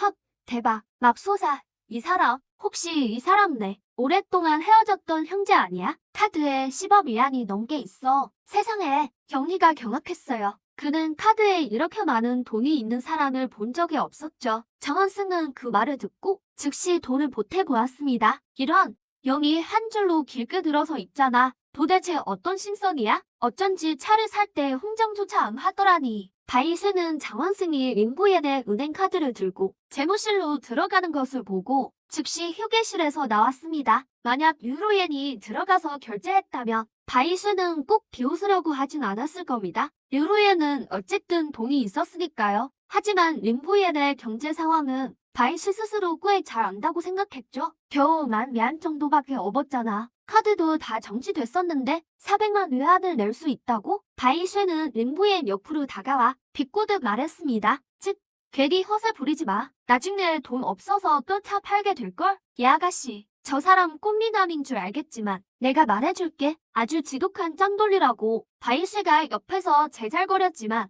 두 사람은 그를 신경 쓰지 않았습니다. 세상에, 몰랐네. 너희 망나니가 아가씨한테 상처를 그렇게 깊이 줬어? 가는 곳마다 욕을 다 듣고 다니네. 르후엔이 농담조로 말했습니다. 신경 쓰지 마. 이따 우리 밥 먹으러 갈까? 어디로 갈지 정했어? 내가 쏠게. 르후엔은 고개를 끄덕였습니다. 밥까지 산다고? 몸에 2만 외환이나 가지고 있기는 해? 다른 건 몰라도 굳이 큰손인 척하려 드네. 바로 그때 짝 하는 찰진 손바닥 소리가 홀에 울려 퍼졌습니다. 정원승은 결제 영수증을 들고 급히 달려왔는데 또다시 바이쉐가 그의 재물신에게 비아냥거리는 것을 보았습니다. 무슨 소리를 하는 거야? 이분은 우리의 소중한 VIP 고객이라고. 이분 카드에는 10억 위안이 넘게 들어있어. 밥 한 끼 못 사먹을 것 같아. 이 말이 나오자마자 홀은 순식간에 쥐죽은 듯 조용해졌습니다. 바이쉐는 그 한 방에 멍해졌습니다. 아니, 카드에 10억 위안이 넘게 있다는 게 무슨 말이야? 말도 안 돼. 저거지 같은 놈이 어떻게 카드에 10억 위안이나 있냐고. 너 모르지? 며칠 전엔 돈이 없어서 몸에 낭위안밖에 없었어. 동생한테 빌린 거라고. 바이쉐는 울부짖었습니다. 그 결과를 받아들일 수 없었기 때문이죠. 정원승은 이 순간 정말 바이쉐를 때려 죽이고 싶은 충동을 느꼈습니다. 이건 너무 눈치 없는 거 아니야? 두 사람 사이에 무슨 깊은 원한이라도 있는 건가? 이 정도까지 할 일은 아닌데? 네, 그 눈으로 똑바로 보라고. 이만큼이나 있는지 없는지. 정원승은 계산서를 바이쉐의 얼굴에 집어 던졌습니다. 바이쉐는 받아들고 보니 세상에 뒷자리가 8이 4개나 됐잖아. 이 카드는 그가 너무나 잘 아는 카드였습니다. 다름 아닌 림부엔의 은행 카드였죠. 예전에 둘이 사귈 때 이 카드는 은행 지점장이 특별히 갖다 준 것이었습니다. 림부엔은 한동안 카드 쓰는 걸 좋아해서 이 카드에 몇백만 외환을 넣어두고 바이스에게 쓰라고 주었었죠. 이럴 리 없어. 절대 불가능해. 있어도 저 얼간이 거실 리 없어. 파산한 도련님이 어떻게 그렇게 많은 돈이 있겠어? 분명 저 여자가 준 걸 거야. 바이쉐는 여전히 몸부림치고 있었다. 일후에는 그 말을 듣고 픽 하고 웃음을 터뜨렸다. 동생, 나를 너무 높이 사는구나. 수백만 외환은 쉽게 내줄 수 있지만 10억 외환이라고 하면 전 화자국에서 아무 부담 없이 낼 사람이 몇이나 되겠어? 알아? 이 돈은 링부옌이 너랑 헤어진 후에 번 거야. 후회되지? 일후에는 비수를 꽂았다. 결국 그와 렌부옌 모두 바이시에게 더는 호감이 없었다. 링부옌은 예전에 함께 했던 정 때문에 그에게 따지지 않았을 뿐이었다. 바이슈는 깜짝 놀랐다. 두 눈은 멍하니 풀려 있었다. 어떻게 이럴 수가? 그녀는 갑자기 일어섰다. 링부옌의 옆으로 다가가 그의 손을 꽉 잡았다. 자기야, 아직 날 사랑하는 거 알아요? 그렇죠? 여기 와서 차 사는 것도 제가 여기서 일하니까 실적 올려주러 온 거죠? 됐어요. 말하지 않아도 돼요. 제가 말할게요. 우리 다시 시작해요. 네, 바이스는 더 이상 강경하게 나설 수 없었다. 결국 10억 위안의 위력은 너무나 강력했다. 잉보연은 류루엔을 힐끗 보며 어쩔 수 없다는 듯 웃었다. 열심히 일해. 꿈 깨고. 장 부장, 제 말대로 이 2대의 차를 호텔 주차장에 세워줘. 점심 먹고 오후에 쓸 거야. 아, 기름도 가득 채워줘. 루엔, 장 부장한테 기름값 좀 줘. 류루엔은 자신의 굳이 한정판 가방에서 쓱 뽑아 4, 5천 외환 정도 되는 현금을 정원성에게 건넸다. 98 휘발유를 채워줘. 말을 마친 림부예는 르루엔의 손을 잡고 사이스 매장을 떠났다. 후회로 가득 찬 바이세와 너무 기뻐 어쩔 줄 모르는 장원스. 옆에서 신난 구경군 명업사원들을 남겨두고 우리 밥 먹으러 갈까? 리나이 대학 맛집 거리여서 오리구이 먹고 싶어. 우리 같이 가자. 문을 나서자마자 르루엔은 자연스럽게 림부옌의 팔짱을 끼고 애교 섞인 목소리로 말했다. 림부옌은 고개를 끄덕였다. 벤츠 사이즈 매장 안에서 정원성은 얼굴을 굳히고 넉나간 바이스를 보았다. 대체 무슨 짓을 하는 거야? 상대방은 고급차 2대를 사는데 가격도 깎지 않았잖아. 내 장난 때문에 장사를 망칠 뻔했잖아. 우리 매장에선 꽃병이 필요 없어. 꽃병이 아니라고. 알겠어? 오늘 내가 아니었으면 이 거래는 망했을 거야. 정원성은 씩씩대며 바이슈에게 한바탕 욕을 퍼부었다. 10억 위안 자산가를 놓치다니. 바이슈는 살아있는 부처 환생 아니야? 웃겨 죽겠네. 파산한 도련님은 돈이 없다고 하더니 결국 파산하고 나서 오히려 재산이 더 늘었잖아. 내가 만약 그랬으면 난 벽에 머리를 박았을 거야. 후회로 죽었을 거라고. 영업사원들도 옆에서 제잘제잘 떠들고 있었다. 하지만 지금 바이쇠는 아무것도 들리지 않았다. 그녀의 마음속엔 오직 한 가지 생각뿐이었다. 그건 바로 림보이를 되찾아오는 것. 다만 그녀는 몰랐다. 어떤 일들은 일단 벌어지고 나면 다시는 되돌릴 수 없다는 것을. 내 짐 챙겨. 이번 달 월급은 재무팀에서 받아가. 원래 며칠밖에 일 안 해서 월급도 주기 싫지만 오늘 내가 기분이 좋으니 빨리 월급 받고 나가버려. 다시는 사이스 매장에서 널 보고 싶지 않아. 말을 마친 장원성은 콧노래를 흥얼거리며 떠났다. 남은 것은 사람들의 비웃음과 두 눈이 멍하니 불린 바이셀뿐이었다. 링보이는 류루인과 점심을 먹고 두 사람은 호텔로 돌아왔다. 윈청 시내에서 링사냥까지는 차로 약 3시간이 걸린다. 그래서 링보이는 즉시 출발하기로 결정했다. 루엔, 나 지금 바로 링사년으로 갈 생각이야. 내가 할 일을 다 마치면 다시 돌아올게. 류루이는 고개를 끄덕였다. 그녀는 매우 이해심이 깊은 사람이었다. 게다가 자신의 사업도 있었다. 그럼 조심해서 가. 도착하면 전화 줘. 링보이는 마음속으로 미소 지으며 그녀를 품에 안았다. 두 사람은 잠시 동안 서로 작별 인사를 나누었다. 링보이는 프런츠에 와서 자신의 벤츠 지바겐 키를 받았다. 이번에 윈사년에 가는 것에 대해 링보이는 아직 돈을 어디에 쓸지 생각하지 못했다. 모르겠다. 일단 가서 보자. 그때 상황을 보고 결정하자. 이렇게 생각하고 링보이는 차를 몰고 출발했다. 하지만 그는 일찍 출발한다는 소식을 링사년 정보 사람들에게 알리지 않았다. 약속된 시간은 내일이었다. 산 저편에, 바다 저편에 스머프들이 살고 있었네. 링보이는 휴대폰을 흘깃 보더니 장윈의 전화인 것을 확인하고는 전화를 받았다. 여보세요, 엄마? 장윈은 링보이의 목소리를 듣고 더는 참지 못했다. 그녀가 링보이에게 돈을 송금한 후부터 사는 게 정말 힘들었다. 림펑이 특별히 신신당부했기 때문이었다. 누구도 림보이에게 돈을 주지 못하게, 물론 림펑이 모든 사람의 자금 흐름을 확인하는 것은 매우 간단했다. 림보이에게 돈을 송금한 당일 밤, 림펑은 그 사실을 알게 되었다. 그래서 집에서 장윈에 대한 태도가 점점 나빠졌다. 더 중요한 것은 바로 오늘 점심에 림펑이 그녀에게 린씨 집안에서 나가 살 곳을 찾으라고 했다는 것이다.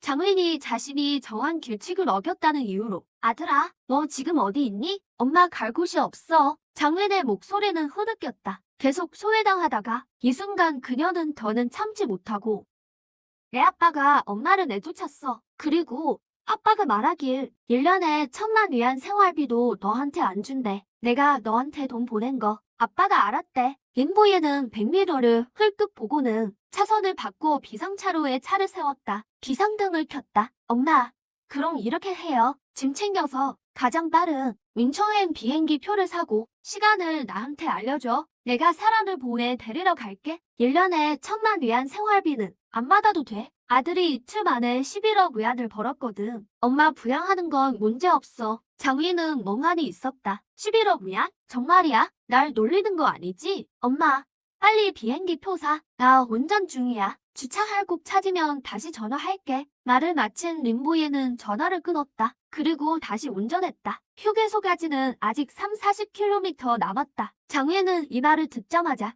바로 허리를 꼿꼿이 세웠다. 11억 위안이 어떤 의미인데? 그냥 헛수고만 안 하면 평생 먹고 살기엔 충분해. 그 생각에 장호는 눈을 훔쳤다. 나를 따돌리다니. 나도 당신들과 있기 싫어. 장호는 싱긋 웃으며 방으로 들어갔다. 그리고 옷을 챙기기 시작했다. 임봉은 참 모범적인 삶을 살았다. 명의상 아내는 한 명뿐이지만 아는 사람은 다 안다. 첩이 2명이나 더 있다는 걸. 그녀들은 아들 둘을 낳아주었다. 장호는 그의 둘째 부인 격으로 아들 임구런을 낳았다. 다른 한 명은 출산 중 과다출혈로 수술대에서 영영 내려오지 못했다. 임봉이라는 사람은 보수적인 관념이 꽤 강한 편이었다. 그래서 온 가족이 함께 살았다. 집은 6층짜리 대저택이었고 한 가족이 한 층씩 사용했다. 임봉과 함께한 수많은 세월, 장호는 그가 성공한 뒤부터 함께해서 고생은 별로 해본 적이 없다. 조강측 처와는 입장이 달랐다. 그래서 집에서 늘 따돌림을 당했다. 임봉의 건강이 좋았을 때는 이런 따돌림이 노골적이지 않았지만 내 아들에게 선언한 뒤부터 본격적인 재산 다툼이 시작되자 따돌림은 점점 더 심해졌다. 당시 임봉은 눈 감아주곤 했었지만 어느 날 사실을 알게 된 뒤 장훈이 아들 임불원에게 송금한 걸 알고 방관하던 그의 태도가 바뀌어버렸다. 오랫동안 사업계를 무빈검으로서 임봉은 자신의 뜻을 거스르는 걸 싫어했다. 장훈은 짐을 싸며 눈물을 흘렸다. 여기엔 수년간의 추억이 깃들어 있었다. 하지만 지금 억지로 버티는 것 더는 아무런 의미가 없었다. 차라리 미련 없이 떠나는 게 낫다. 소령아, 운성행 비행기 표 좀 예약해줘. 빠를수록 좋단다. 장훈은 뒤에서 소녀에게 속삭였다. 그러자 소녀가 마님이라 불렀다. 정말 여기를 떠나시나요? 월용은 목이 맨소리로 말했다. 그녀는 오랫동안 장훈을 모셔왔다. 장훈은 고개를 끄덕였다. 여긴 날 반기지 않는구나. 억지로 버텨서 뭘 하겠니? 표 예약하렴. 빠를수록 좋아. 네 마님, 2장 예약할게요. 저도 같이 가도 될까요? 월급은 상관없어요. 마님이 안 계시면 저도 여기 있을 이유가 없거든요. 장훈은 고개를 끄덕였다. 월용이라는 이 아이도 곁에서 모신 지 참 오래되었다. 먹고 자는 걸 늘 이 아이가 챙겼으니 곁에 아무도 없으면 정말 힘들 것이다. 그래, 얼른 가보렴. 월용이 떠난 지 얼마 안 돼요. 방문이 벌컥 열렸다. 어머, 이게 누구야? 둘째 아니니? 짐은 왜 사고 있어? 왜? 여기서 못 살겠니? 날카롭고 빈정거리는 목소리가 들렸다. 그 목소리에 장훈의 안색이 어두워졌다. 목소리의 주인공은 임봉의 저 황복이었다. 허허, 아들이 출세해서요.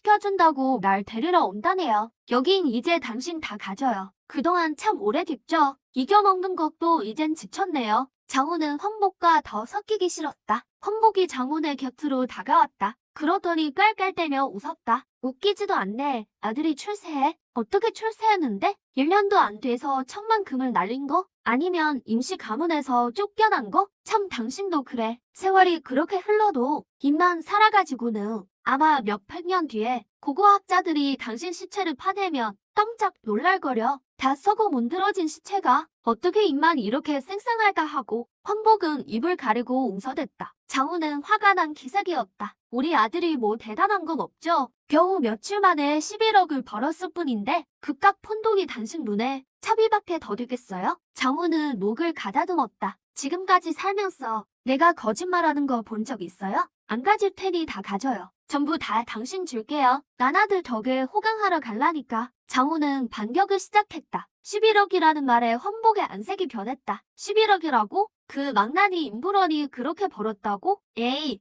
허세 좀 부리지 마요. 정 갈 데 없으면 나한테 빌어봐요. 그럼 내가 있게 해줄 테니 빌기만 하면 된다니까요. 황복은 임불원의 능력을 믿지 않았다. 장훈은 고개를 저었다. 이렇게 큰 집인데 너나 여기서 살아. 지금 짐 살 거니까 당장 나가줘. 그리고 얘 좀 지켜. 남의 방에 들어올 때 노크를 해야지. 허락을 받고 들어오라고. 임봉이 왜 그렇게 오랫동안 한눈 팔았는지 알아? 내가 너무 촌스러워서야. 장료는 말을 마치고 황복에게 매름을 했어. 두 사람의 싸움은 수년간 계속됐지. 이런 말다툼은 일상이었어. 길바닥에 나앉는 꼴을 꼭 보고 말 테니까 그때 가서 빌어도 난 들은 척도 안 해. 황복은 씩씩거리며 자리를 떠났어. 휴게소에 도착하자 임프런이 장윤에게 전화를 걸었어. 비행기 예약했어요? 밤 9시에 도착해. 그래요. 예리 며느리한테 연락해 둘게요. 나중 나가라고 할게요. 맞다. 계좌번호 좀 보내줘요. 돈 좀 보내드릴게요. 장윤은 그 말을 듣자마자 전화를 끊어버렸어. 그러고는 계좌번호를 바로 보냈지. 그러고는 거실로 후다닥 뛰어갔어. 황복이 소파에서 과일을 먹고 있었거든. 팅. 계좌 끝자리 6,868. 1억 원이 입금되었습니다. 현재 잔액 억 40만 2천 원. 장윤은 일부러 음성 안내를 켰어. 게다가 황복의 옆으로 다가갔지. 아이고 아들아, 잘 받았다. 돈을 왜 이렇게 많이 보냈니? 내가 나이가 이렇게 많은데 다 쓰지도 못하겠다. 장윤의 얼굴엔 웃음꽃이 폈고 손이 허공에 멈춘 황복은 안색이 아주 어두워졌어. 대놓고 돈 자랑을 하던 셈이었지. 장윤은 신경도 안 썼어. 목적을 달성했으니까. 엄마, 여기 있었어? 미안해라. 소리가 좀 컸지? 괜찮으니까 계속 먹어. 난 가볼게. 장윤은 기지개를 켜며 뒤에 있는 소령에게 말했어. 가자. 우리 살 별장 하나 사러. 짜증나는 사람이랑 살면 수명 깎여. 황복이 따지려고 일어났지만 이미 둘은 서둘러 떠난 뒤였어. 여연아, 우리 엄마 9시에 도착해. 내가 지금 못 가니까 내가 마중 좀 나가줘. 그러고는 내 호텔로 가서 숙소 좀 잡아드려. 김프로는 류여연과 통화 중이었어. 좋아요. 좋아. 걱정 말고 얘 보세요. 언어님 잘 모실게요. 헤헤. 엄마한테 말했어. 예비 며느리가 마중 나갈 거라고. 그러니까 잘 보여야 해. 그 말에 류여연은 입꼬리가 올라갔지. 하지만 새침하게 대답하고는 전화를 끊었어. 고속도로를 빠져나오자 김포로는 가슴이 철렁했어. SUV를 타길 천만다행이지. 일반 세단이었으면 차 하체가 다 박살났을 거야. 길이 온통 구덩이 투성이었어. 보수 공사 중인 것 같았지. 평평한 길을 찾기가 힘들었어. 김포로는 고개를 저었지. 정말 힘들군. 얘부터 이르기를. 부자가 되려면 길부터 닦으라는데 딱 보니 영사년 기반시설이 엉망이었어. 하지만 임프로는 아직 능력이 부족했지. 혼자만의 힘으로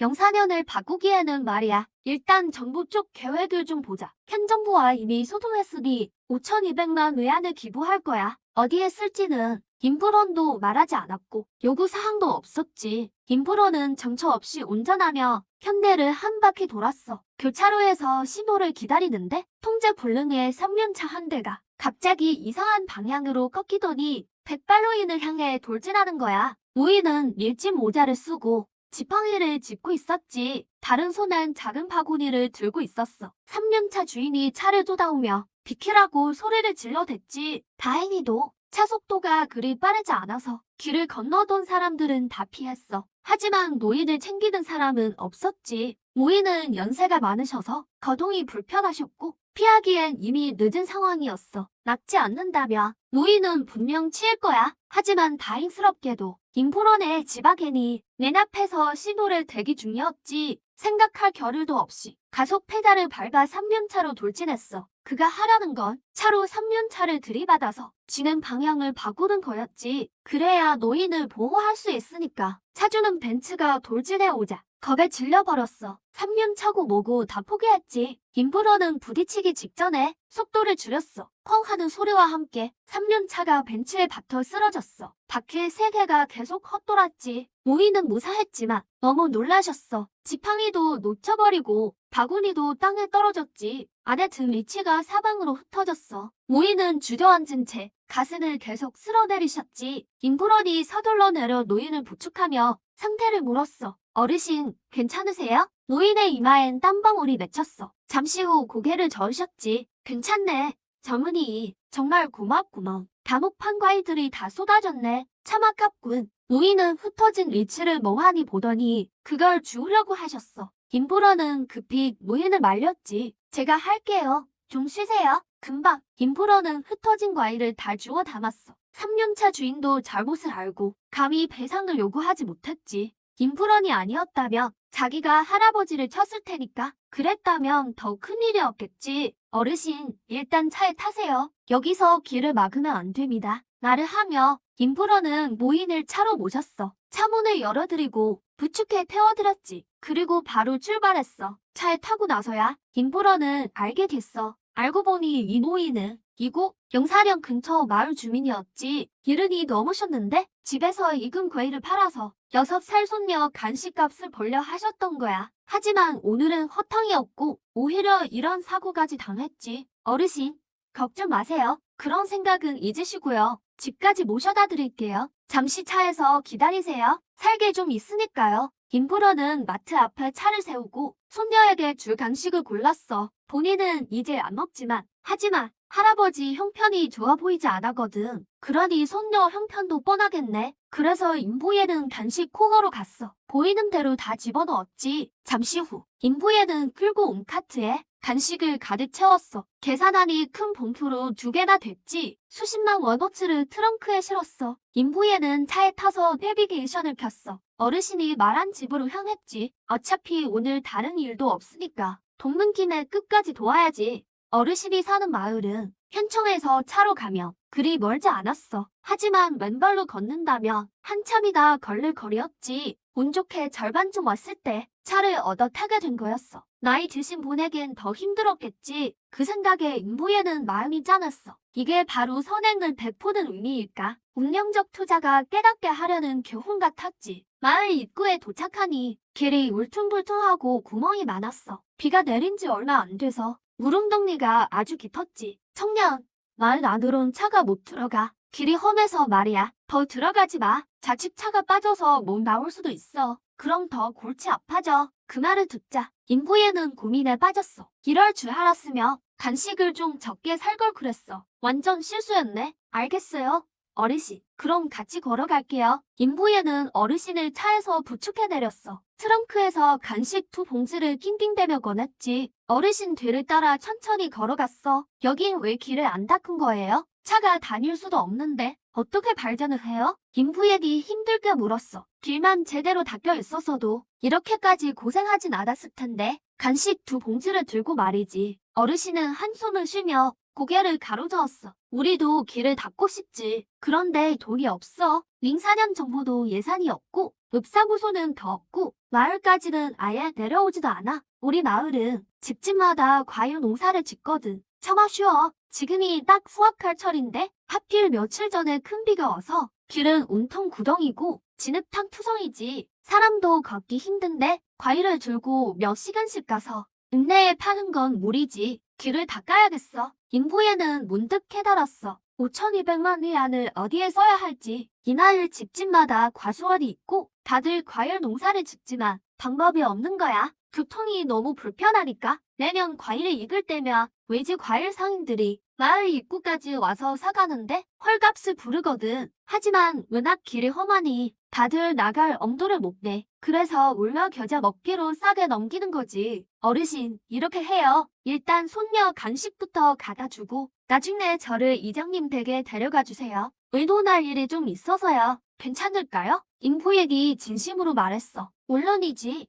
괜찮고 말고. 어서 가자고. 우리 집이 다 왔네. 어르신 성함은 펑우야. 그 시절에 이름을 대충 짓곤 했지. 6형제 중 5째라서 이름이 펑우가 된 거야. 이 마을은 펑가촌이라 불리는데 주로 펑씨들이 모여 살아. 어르신 집에 도착하자 6살 된 손녀가 깡충깡충 뛰어나와 반겼어. 하지만 낯을 좀 가리는지 얼른 어르신 뒤에 숨었어. 겁먹은 눈으로 임보연을 쳐다봤지. 얘야, 아저씨라고 불러야지. 오늘 아저씨 덕분에 할아버지가 잘 온 거야. 아니었으면 밤늦게나 왔을 게다. 아저씨, 아이가 웅얼거리며 불렀어. 그 목소리를 듣는 순간 임보에는 양손 가득 무거운 간식을 들고 한참 걸어온 피로가 싹 사라졌어. 임보에는 아이의 머리를 쓰다듬으며 자, 와서 간식 먹으렴. 아저씨가 다 사온 거야. 다 먹고 또 먹고 싶으면 말해. 아저씨가 또 사다 줄게. 펑우의 집은 아주 허름했어. 흙벽집 한 채, 방 하나와 거실 하나뿐이었지.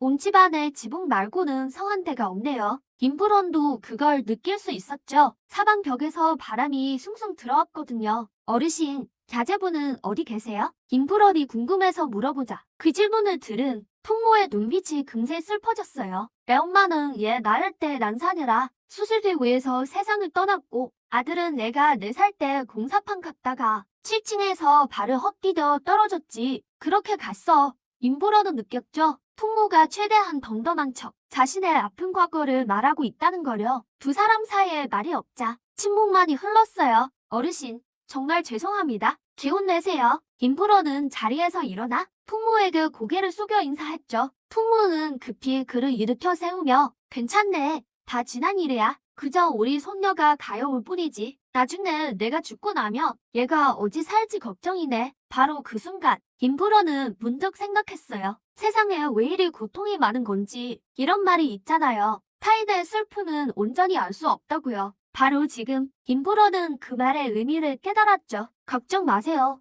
어르신. 이렇게 정정하신데 앞으로 수십 년은 거뜬하실 거예요. 임브러는 그렇게 위로할 뿐이었죠. 풍모는 고개를 저으며 한숨을 내쉬었습니다. 수십 년은 너무 길어. 사는 게 너무 고달프거든. 이 어린 것만 아니었으면 무슨 미련이 있겠나. 임군, 잠시 앉아있게. 이장한테 전화해뒀으니 금방 올 거네. 임브로는 문 밖으로 나와 주변을 찬찬히 살폈어요. 풍우의 집은 마을 사람들이 모여 사는 곳과 떨어져 있었죠. 무슨 이유 때문인지는 임브런도 굳이 묻지 않았어요. 풍가초는 다 좋은데 무엇보다 풍경이 참 예뻤죠. 교통은 불편하지만 깊은 산골이라서 공기가 아주 맑았거든요. 도시에선 느낄 수 없는 상쾌함이었죠. 여기를 좀 개조해서 생태공원을 만들면 어떨까? 먹고 즐길 거리가 가득하게.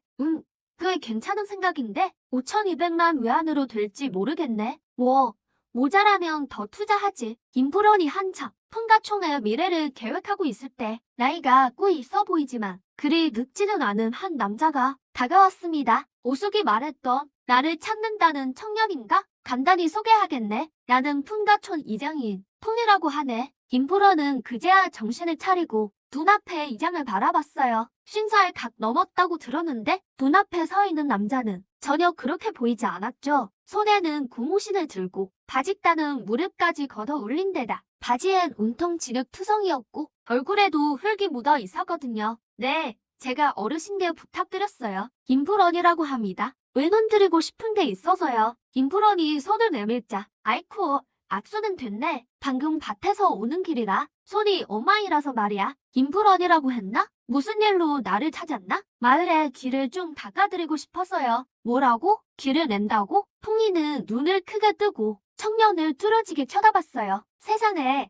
도로 공사라니. 풍이가 평생 꿈꾸던 일이었거든요. 내년 읍사무소에 건의했지만 영사년 살림이 너무 가난해서 방법이 없었거든요. 공사비도 한두 푼이 아니고요. 전엔 마을 돈을 좀 모아볼까 했지만 그냥 길만 좀 고치려 해도 전문 업체에 물어보니 맙소사 시골길 1km에 수십만 외환이라더군. 국내까지 좋기 30km는 되는데 수천만 외환은 들겠더라고. 그래서 읍사무소에서도 여태 허가를 안 내준 걸세. 길 닦는 게 돈이 워낙 많이 드니까 눈앞에 이 청년은 세상 물정을 너무 모르는 것 같았죠. 풍이는 기쁘면서도 금세 현실로 돌아왔어요. 수천만 외환은 이 청년이 감당할 수 있는 액수가 아니었거든요. 이보게 농담하지 말게. 그 마음만으로도 충분히 고맙네. 길 내는 게 얼마나 드는지 아나? 우리 마을에서 읍내까지 도로를 바로 이으려면 30km는 되는데 1km에 수십만 외환씩 하거든. 이 길을 다 닦으려면 최소 2, 3천만 외환은 들걸세. 풍이는 깊은 한숨을 내쉬며 말했죠. 나도 길을 내고 싶네.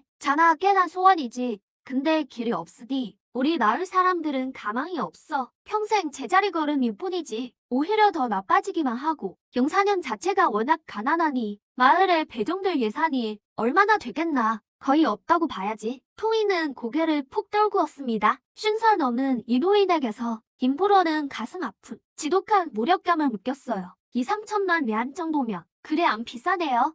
제가 낼게요. 대신 조건이 하나 있습니다.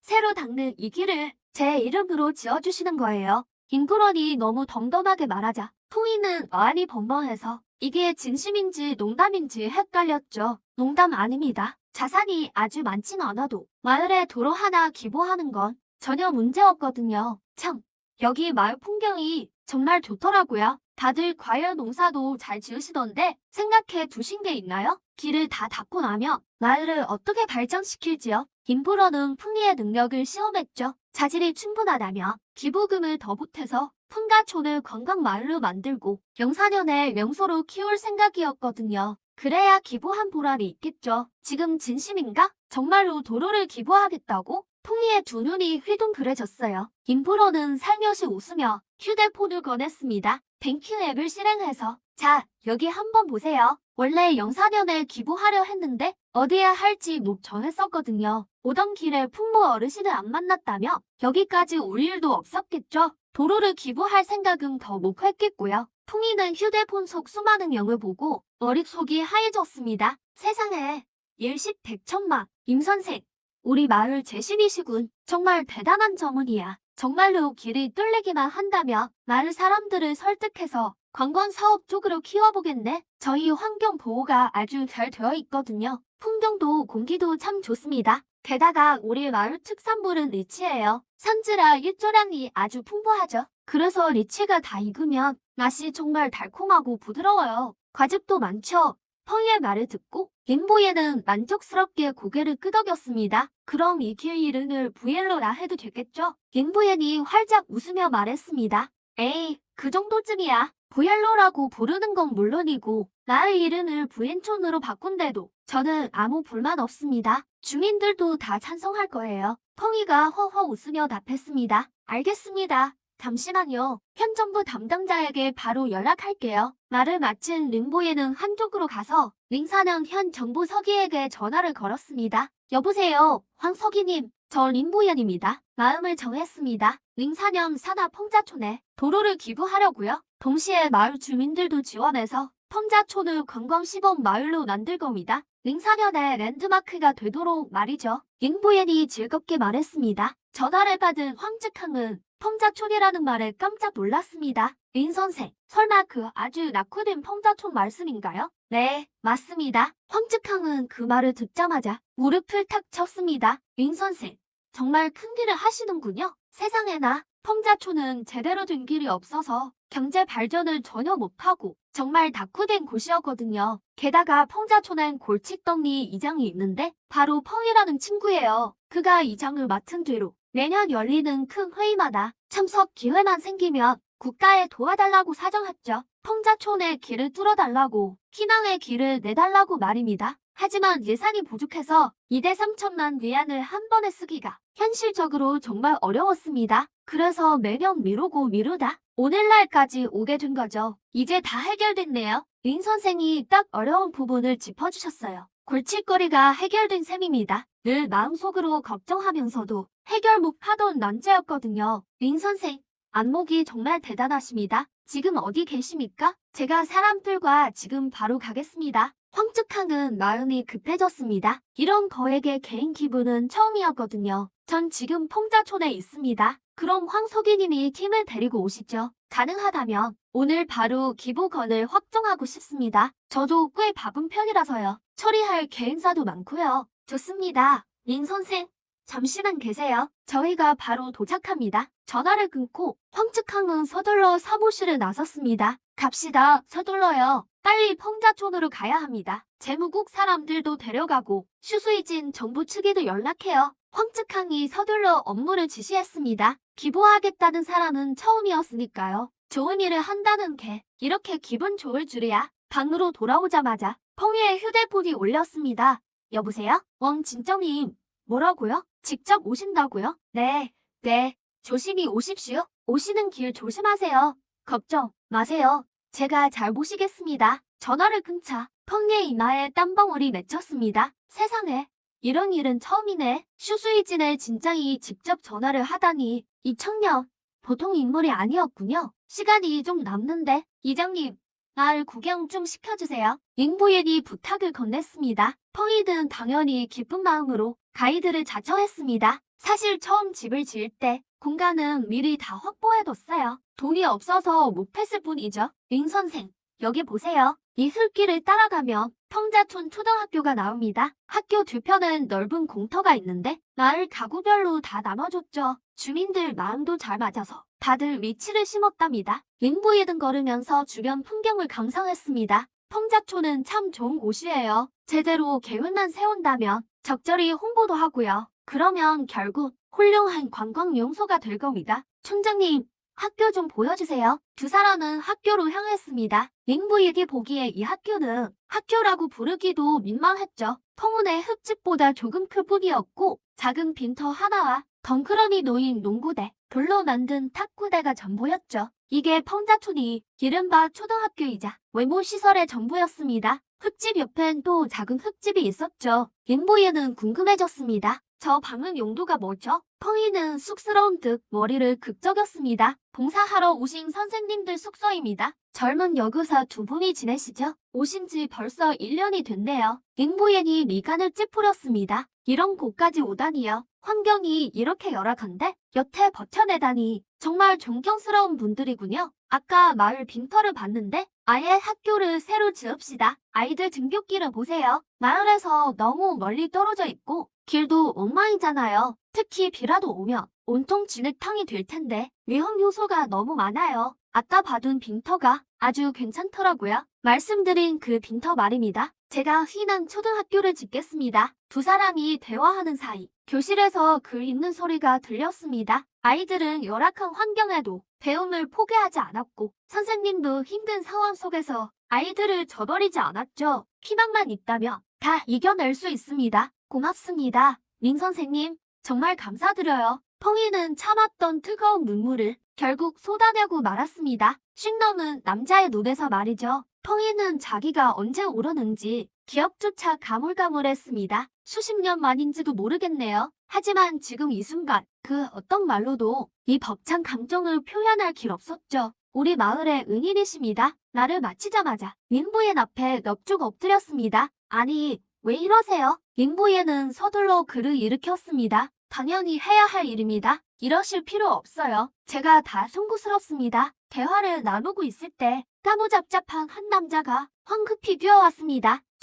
총장님, 세상에나 현장님의 서기님까지 다 오셨어요. 지금 댁 앞에 계십니다. 촌장님을 기다리고 계세요. 그는 살면서 고위직은 처음 봤죠. 촌장은 기뻐하며 서둘렀습니다. 세 사람은 함께 집으로 갔죠. 촌장의 집은 단층 집이었지만 크기는 제법 컸습니다. 펑은애처럼 낮지는 않았죠. 깔끔한 차림의 사람들이 서 있었는데 분위기만 봐도 정부 관계자임을 알 수 있었죠. 몸에서 풍기는 분위기가 마을 사람들과는 달랐거든요. 한눈에 알 수 있는 일이었죠. 당신이 촌장입니까? 이 젊은 분이 린 선생님이겠군요. 건장한 체격에 올백 머리를 한 정장 차림의 중년 남성이 펑이에게 성큼 다가왔습니다. 그러면서 링부옌을 유심히 살폈습니다. 어디선가 본 듯한 얼굴이었죠. 네, 그렇습니다. 황석이님, 제가 촌장 펑이입니다. 이분은 도로를 기부하시겠다는 링부옌 선생님이십니다. 반갑습니다. 링부옌입니다. 황석이님, 저는 링부연입니다. 그는 손을 내밀어 황측한과 힘차게 악수했습니다. 본론으로 들어가시죠. 끝내고 윈청으로 가야 해서요. 좋습니다. 좋아요. 일행은 펑이의 안내로 들어갔습니다. 미리 소식을 들은 덕분에 펑이의 아내는 집안을 깨끗이 치워두었죠. 모두가 자리에 앉았습니다. 서기님, 오늘 많은 분이 오셨으니 준비가 되셨으리라 믿습니다. 마을에 도로를 닦을 생각입니다. 수수이진까지 통하게요. 비용은 얼마가 들어도 상관없어요. 다만 품질은 확실해야 합니다. 튼튼하게요. 그 말에 지켜보던 주민들이 술렁였습니다. 세상에나, 저 젊은이가 그렇게 대단해? 정말 다행이야. 우리도 이제 살 길이 열렸어. 사람들이 웅성거리며 떠들자 펑이는 짐짓엄한 표정으로 대문을 닫아버렸습니다. 문을 직접 지키며 사서 회의에 방해 안 되게 했죠. 조용히들 하세요. 린 선생님은 도로뿐만 아니라 초등학교도 새로 지어주신답니다. 이게 바로 영웅은 소년에게서 난다는 것이죠. 그 말에 주민들은 더욱 흥분했습니다. 펑이는 조용히 하라며 손짓했죠. 좋습니다. 린 선생님, 사실 미리 견적을 내봤습니다. 공사비는 3,300만 면 정도면 충분히 가능합니다. 황측항이 미소를 지었습니다. 링보예는 고개를 끄덕였죠. 그리고 제 의견이 하나 더 있습니다. 오늘 마을을 한번 둘러봤는데 참 괜찮더라고요.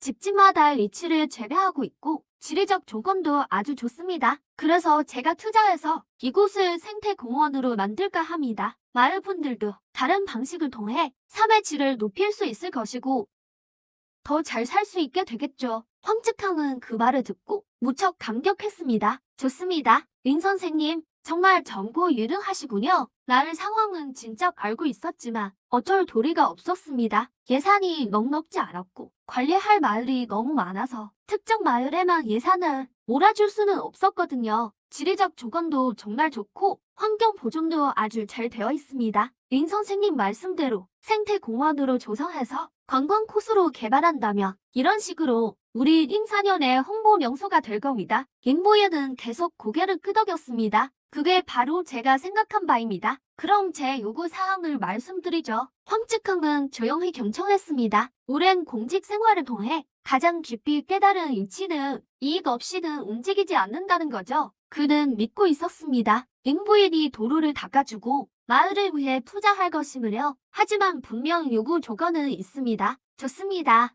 그럼 말씀하시죠. 링보연이 입을 열자마자 황작함 뒤에 있던 한 여직원이 노트를 꺼내서 기록하기 시작했습니다. 펑자춘에 건설할 이 도로의 이름은 부엘로라고 해야 합니다. 제 이름을 쓰는 거죠. 그래야 제 존재감이 남으니까요. 그리고 앞으로도 수시로 공익 활동을 할 건데 부행이라는 이름을 하나의 상징으로 만들어서 사람들이 저처럼 선행을 하도록 이끌고 싶습니다. 둘째는 펑자춘 투자에 관한 것인데 관광마을 조성 사업입니다. 제가 자금을 댈 수 있습니다. 최종적인 목표는 바로 펑자춘을 새로운 관광마을로 만드는 거죠. 하지만 이 사업에 전부 출자할 수는 없습니다. 지금 제가 가진 현금이 최대 1억 외환 정도거든요. 그래서 정부와 협력하고 싶습니다. 수익 배당권은 30%만 가져가겠습니다. 황작항이 그 말을 듣고는 이게 무슨 조건인가 싶었습니다. 거의 공짜로 주는 거나 다름없었거든요. 정말인가요? 겨우 이것뿐입니까? 황작항은 린보옌의 말을 믿기 힘들었지만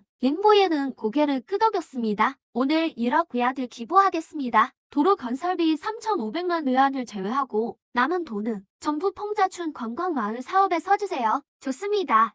조 조건 모두 수락하죠. 오늘 마침 이 자리에 슈수이진의 주요 간부들도 다 모였으니 저 황작항이 결정하겠습니다. 현 재정에서 가능한 자금을 최대한 지원하겠습니다. 펑자춘 개조 사업 프로젝트를 반드시 완벽하게 끝내겠습니다. 마을 사람들의 생활고를 해결하고 링사년을 홍보하는 계기로 삼겠습니다. 이건 윈윈입니다. 링 선생님, 걱정 마세요. 사업이 시작되면 제가 직접 꼼꼼히 챙기겠습니다. 링보이는 그제야 만족스럽게 고개를 끄덕였습니다. 좋습니다. 송금하죠. 꼭 림보이는 1억 외환의 자금을 정부 계좌로 이체했습니다. 그런데 좀 난처한 상황이 생겼습니다. 링보이이 처음에 5,200만 외환을 기부한다기에 정부 쪽에서 이미 5,200만 외환이라 적힌 팻말을 만들었거든요. 나중에 사진 찍을 때 쓰라고 말이죠. 그런데 지금 링보이이 기부금을 1억으로 올리자 다들 준비를 못한 겁니다. 괜찮습니다. 신경 쓰지 마세요. 제 기부 사실은 홍보하셔도 됐지만 제 이름은 노출하지 말아주세요. 이 기부에 펑자춘 홍보나 좀 해주시겠어요? 다들 눈치를 챘고 반환의 사람들은 모두 하하하 웃었습니다. 저기린 선생님, 혹시 오늘 오시는 길에 어느 교차로에서 벤츠로 3륜차를 들이받아 멈추게 하셨나요? 안경 쓴 한 남자가 휴대폰을 보며 링보옌을 쳐다봤습니다. 그걸 어떻게 아셨죠? 링보옌이 쑥스러운 듯 머리를 극적였습니다. 그 남자는 무척 흥분한 상태였습니다. 황석이님, 이것 보세요. 린 선생님의 선행이 벌써 인터넷에 퍼졌습니다. 황작항이 휴대폰을 받아들었고 링보옌도 슬쩍 쳐다보았습니다. 세상에, 벤츠를 몰고 가다가 통제 불능인 3륜차를 들이받아 세운 장면이 누군가에게 찍힌 겁니다. 심지어 인터넷에 올라왔네요. 이 짧은 영상에 좋아요 수가 벌써 40만 개를 넘었습니다. 그것도 영상이 올라온 지 단 몇 시간 만에요. 댓글창 반응은 더 뜨거웠습니다. 역시 벤츠 탈 자격이 있는 분이네요. 제 말이요. 차에서 내리자마자 자기 차는 보지도 않더라고요. 진짜 멋지네요. 돈도 많고 잘생겼는데 마음씨까지 착하다니 정말 제 이상형 남편이에요. 다들 비키세요. 꿈 깨시고요. 이분은 제 남편입니다. 링보이는 좀 민망해졌습니다. 어쩌죠? 린 선생님, 온 인터넷이 지금 이 벤츠 차주를 찾고 있습니다. 이 일을 저희가 홍보하고 싶은데 부디 거절하지 말아주세요. 정부를 대신해 열심 시민상을 드리겠습니다. 황작항은 무척 기뻐했습니다. 그렇게 하시죠. 어차피 이 사고가 아니었으면 여기 오지도 못했을 테니까요. 홍보할 건 하세요. 최대한 협조하겠습니다. 서기는 즉시 모든 절차를 마무리했습니다. 띵! 축하합니다.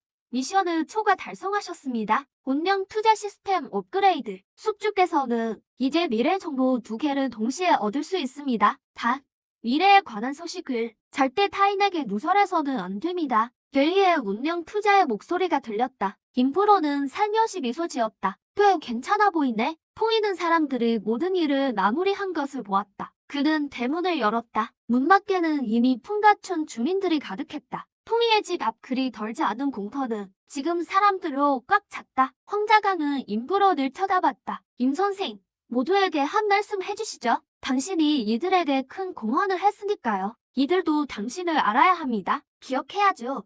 통이도 거들었다. 동시에 손을 흔들며 조용히 하라고 신호했다. 웃어. 저도 우연한 기회에 풍가촌에 오게 되었습니다. 와서 보니 풍가촌의 현 상황을 보게 되었고 차마 외면할 수 없었습니다. 김프런이 말하며 문 밖에 순박한 얼굴들을 보았다. 능력이 있을 때 남 돕는 걸 잊지 말라는 말이 있죠. 한 사람의 즐거움이 여러 명, 나아가 모두의 즐거움이 될 수 있습니다. 저 임브로는 품씨 할아버님이 어려운 환경 속에서도 몇 시간을 걸어 다니며 직접 키운 과일을 팔러 향선에 가는 걸 봤습니다. 손녀에게 과자를 사주기 위해서였죠. 그 모습에 깊은 감동을 받았습니다. 그래서 풍가촌에 도로를 놓아주기로 했습니다. 동시에 정부와 합작하여 생활 환경도 개선해 드릴 겁니다. 더 좋은 길을 열어드리고 더 잘 사실 수 있도록 말이죠. 이 말이 끝나자 문 밖에 많은 주민은 이미 눈시울을 붉혔다. 예산이 부족해도 그들은 원망하지 않았다. 여전히 삶을 마주했고 날씨 탓에 수확이 줄어도 그들은 원망하지 않고 긍정적으로 살았다. 하지만 지금 그들은 참지 못했다. 이웃 여러분, 마을에 새 학교도 짓기로 했습니다. 자금은 제가 개인적으로 내겠습니다. 아무리 힘들어도 아이들은 고생시키면 안 되고 선생님들을 서운하게 해서도 안 됩니다. 통가촌이 개선되어 영사년의 명소이자 자랑거리가 되길 바라며 더 행복해지시길 빕니다. 감사합니다.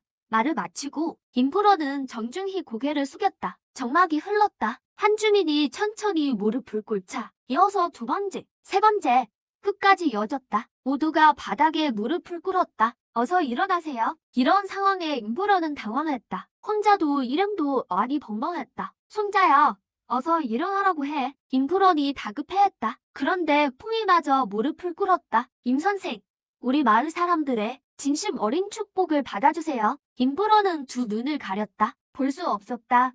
그가 떠나려 할 때 마을 입구는 주민들로 가득했다. 다들 양손 가득 무언가를 들고 조용히 서 있었다. 임선생, 모두가 준비한 작은 선물입니다. 직접 키운 이치와 지역 특산품들입니다. 비싸진 않지만 정성입니다. 부디 거절하지 말아주세요. 임프론은 어쩔 수 없이 차 트렁크를 열었다. 순식간에 가득 찼다. 임프론이 뒷좌석도 열었지만 금방 꽉 차버렸다. 혼자도 일행도 선물을 많이 받았지만 임프론만큼 북적이진 않았다. 임선생, 같이 돌아가시죠. 내일 노인을 구한 일로 기자회견을 열 겁니다. 열성 시민선도 드릴 거고요. 네, 좋습니다. 임프로는 얌전히 운전하며 일행 뒤를 따랐다. 저 산 넘어, 바다 건너, 숲속 요정처럼 배 아내를 위해. 아니지. 당신 며느리가 벌써 마중 나왔어요. 전화기 너머로 장윤이 신난 목소리가 들렸다. 내 아가씨 정말 괜찮다. 다 알아서 해줬어. 역시 내 안목은 내 엄마 닮았구나. 참한 아가씨야. 정말 좋아. 임구로는 할 말을 잃었다. 류여연이 신경을 많이 쓴 듯했다. 알았어요. 거기 잘 계세요. 내일 일 마치고 갈게요. 내가 오든 말든 상관없다. 여연이가 정말 싹싹해. 구경시켜준다니 끊으마. 더 말 안 할게. 툭 하며 전화가 끊겼다. 친아들인 자기가 만난 지 얼마 안 돼. 아가씨보다 뒷전이라니 참나. 임프로는 헛웃음이 났다. 영사년 정부 기자 회견장. 어젯밤 상해 끝에 황자강은 임프로를 설득했다. 좋은 일 끝까지 하자며 발표회에서 두 가지를 공개하기로 했다. 자, 조용히 해주세요. 시간이 됐습니다. 오늘 발표회는 제가 직접 진행합니다. 두 가지를 발표하겠습니다. 첫 번째는 어제 인터넷을 뜨겁게 달군 벤츠로 3년차를 들이받은 주인공을 이 자리에 모셨습니다. 이 말에 기자들이 술렁이기 시작했다. 이건 무조건 특종감이었다. 대박이 터질 게 분명했다. 두 번째는 우리 영사년에 어제 개인 명의의 기부금이 무려 1억 위안이나 들어왔습니다. 기자들은 입을 다물지 못했다. 뭐? 1억 위안? 그것도 개인이? 정말 대단하다. 황자도는 기자들의 반응을 보며 그럼 열성 시민상 수상자이자 개인 자격으로 1억 위안을 기부한 우수 청년 임구런 씨를 모시겠습니다. 회장 안은 정막에 흡사였다. 임구런이 쑥스러운 듯 무대로 나왔다. 간부들과 기자들에게 인사를 건넸다. 발표회는 길지 않았다. 황자도 측은 1억 위안 기부 팻말을 만들어 임프론에게 주고 기념사진을 찍었다. 그리고 약속대로 임프론에게 열성 시민상장을 수여했다. 이번 여정은 소득이 꽤 컸다. 임프론은 매우 만족했다. 다만 그는 알지 못했다. 지금 자신이 다시뉴스의 중심이 되어가는 걸. 임시그룹 파산. 도련님이 무려 1억 위안 기부. 부자는 말해도 3년은 간다더니 가문에서 쫓겨난 파산 도련님 1억 위안 기부로 존재감 증명. 속보. 임프론 빈곤지역의 1억 위안 기부. 파산 도련님에서 열성시민으로. 뉴스는 순식간에 퍼져나갔다. 백살은 계속 올라오는 뉴스를 보며 혈압이 오르는 걸 느꼈다. 한 번에 1억 약을 기부하다니 정말 수십억 자산가인 건가? 생각할수록 후회만 남았다. 어떤 방법으로 다시 임브런 곁으로 돌아갈 수 있을까? 수십억이면 충분하고도 남는데? 어머니, 불원 씨 정말 대단하죠? 유효연이 휴대폰으로 임브런에 관한 뉴스를 보여주었다. 장훈에게 건네주었어. 기부금만 무려 1억이었지. 불원이가 정말 그렇게 큰 돈을 벌었니? 장훈은 여전히 믿기지 않았어. 유효연은 고개를 끄덕였지. 불원 씨가 며칠 전 국제육아 선물 공매도로 돈을 아주 많이 벌었어요. 어머니께 드린 말씀은 다 사실이에요. 돈만 잘 버는 게 아니라 착하고 책임감도 강한 사람이에요. 그 말에 여은의 얼굴이 붉어졌어. 조금 쑥스러워하는 모습이었지. 그럼 둘은 언제 결혼할 거니? 난 이제 할 일도 없는데 빨리 손주가 보고 싶구나. 정은이 농담조로 말했어. 어머, 아주머니, 아직 멀었어요. 벌써 그런 말씀을 하세요. 류여연의 얼굴이 새빨개졌어. 계란을 던지면 바로 익어버릴 정도였지. 형님, 임프란 그놈 정말 11억을 벌었나 봐요. 뉴스 좀 보세요. 운성의 어느 가난한 마을에 1억이나 기부했다니까요. 돈이 없다며 어떻게 저렇게 통 크게 쓰겠어요? 임주는 매우 다급하게 형에게 전화를 걸어 헛겁지겁 말을 쏟아냈어. 벌었으면 벌었나 보지. 어차피 회사는 이미 나눴잖아. 영감님도 화병 나게 했고 우리한텐 이제 아무런 위협이 안 돼. 이미가 대수롭지 않게 말했어. 가장 중요한 건 임부런 엄마도 쫓겨나서 운송에 있는 아들한테 갔다는 거야. 그런데 뭘 더 걱정해? 하지만 임준이 말하려 하자 이미가 말을 가로챘어. 우리 계획대로만 진행하면 돼. 넷째 돈을 함정에 빠뜨리려면 속도를 좀 더 내야 한다. 영감님 몸도 점점 안 좋아지시니 난 더 못 기다려. 이미는 임준의 말을 끊어버렸어. 형님, 알겠습니다. 함정은 이미 다 파놓았으니 적절한 타이밍만 남았어요. 이미는 만족스럽게 전화를 끊었지. 임시그룹의 후계자 싸움은 사실상 새 집안의 쟁탈전이었어. 이미와 임주는 친형제였고 임프로는 회사를 파산시켜서 이미 탈락한 상태였지. 이제 남은 건 넷째 임걸뿐인데 혼자 힘으로는 둘의 세력을 이기긴 역부족이었어. 임프로의 회사가 망한 뒤로 임걸은 사업이 점점 힘들어진다 느꼈지. 수익은 계속 줄어들었고 성장의 병목 현상에 빠졌어. 1년 이익이 겨우 수백만 수준이었지. 꼴찌인 그가 돌파구를 찾지 못하면 분명히 제거되게 뻔했어. 임성에서 임프로는 모든 일을 처리하고 호텔로 돌아왔어. 그는 대략 계산을 해봤지. 어머니께 1억을 드렸고 빚 상환과 수수료로 약 5천만 원 썼어. 그리고 운명 투자의 요구대로 1억을 기부하기도 했지. 거기에 또 1억을 더해서 자선재단을 만들어야 해. 그렇게 따지고 보면 자산은 이제 8억 정도 남은 셈이지. 안 돼.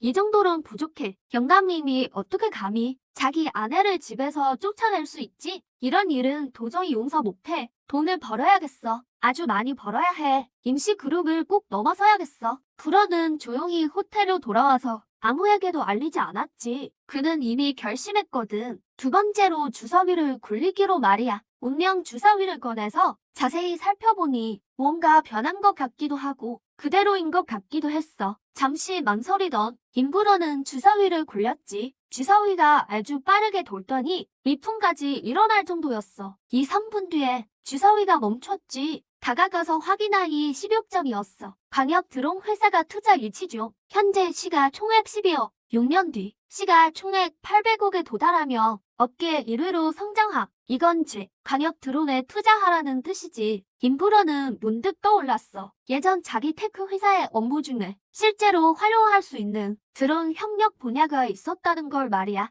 회사가 망한 게 아쉬울 뿐이었지. 정보를 2개 얻을 수 있다고 했으니 한 번 더 굴릴 수 있다는 거야. 임프로는 이미 마음을 굳혔어. 광역 드론에는 무조건 투자하기로. 벌써 6년이나 됐네. 수십 배의 수익이라니. 정말 어마어마하군. 임프로는 다시 운명의 수레바퀴를 돌렸다. 이번에는 3.3일 후다. 저녁 7시 남해시에서 원석 박람회가 열린다. 3번 홀 68호 원석 감정가 4천만 위안. 최종 가치는 13억에 달할 것이다. 그날 밤 최고의 서광이 되는 거지. 세상에나 4천만이 13억이 되다니. 그것도 고작 3일 만에 말이야. 임프로는 서둘러 정보를 기록했다. 이번 판이 예상대로만 된다면 그러면 내 자산은 거의 20억 정도 되겠어. 그럼 할 수 있는 일이 훨씬 많아지지. 하지만 시간은 아직 넉넉하다. 임프로는 앞으로 자신의 이름으로만 계속 일을 처리할 수는 없다고 생각했다. 고민 끝에 그는 투자 회사를 세우기로 결심했다. 이름도 이미 지어두었다. 바로 불원투자 유항공사였다. 거기까지 생각하자 막막해졌다. 아는 게 아무것도 없었고 사람도 부족했기 때문이다. 그때 문득 한 사람의 이름이 뇌리를 스쳤다. 여암이라는 친구. 그가 파산시킨 회사의 재무이사였다. 미국 최고의 명문대를 졸업한 유학파 출신의 실무 능력도 뛰어난 인재였다. 다만 운이 없었을 뿐이다. 첫 직장에서 김부런 같은 황당한 사장을 만났으니 생각이 나자 신이 나서 폰을 집어들었다. 여암에게 메시지를 보냈는데 결과는 눈앞에 떡하니 나타난 커다란 빨간색 느낌표였다. 세상에,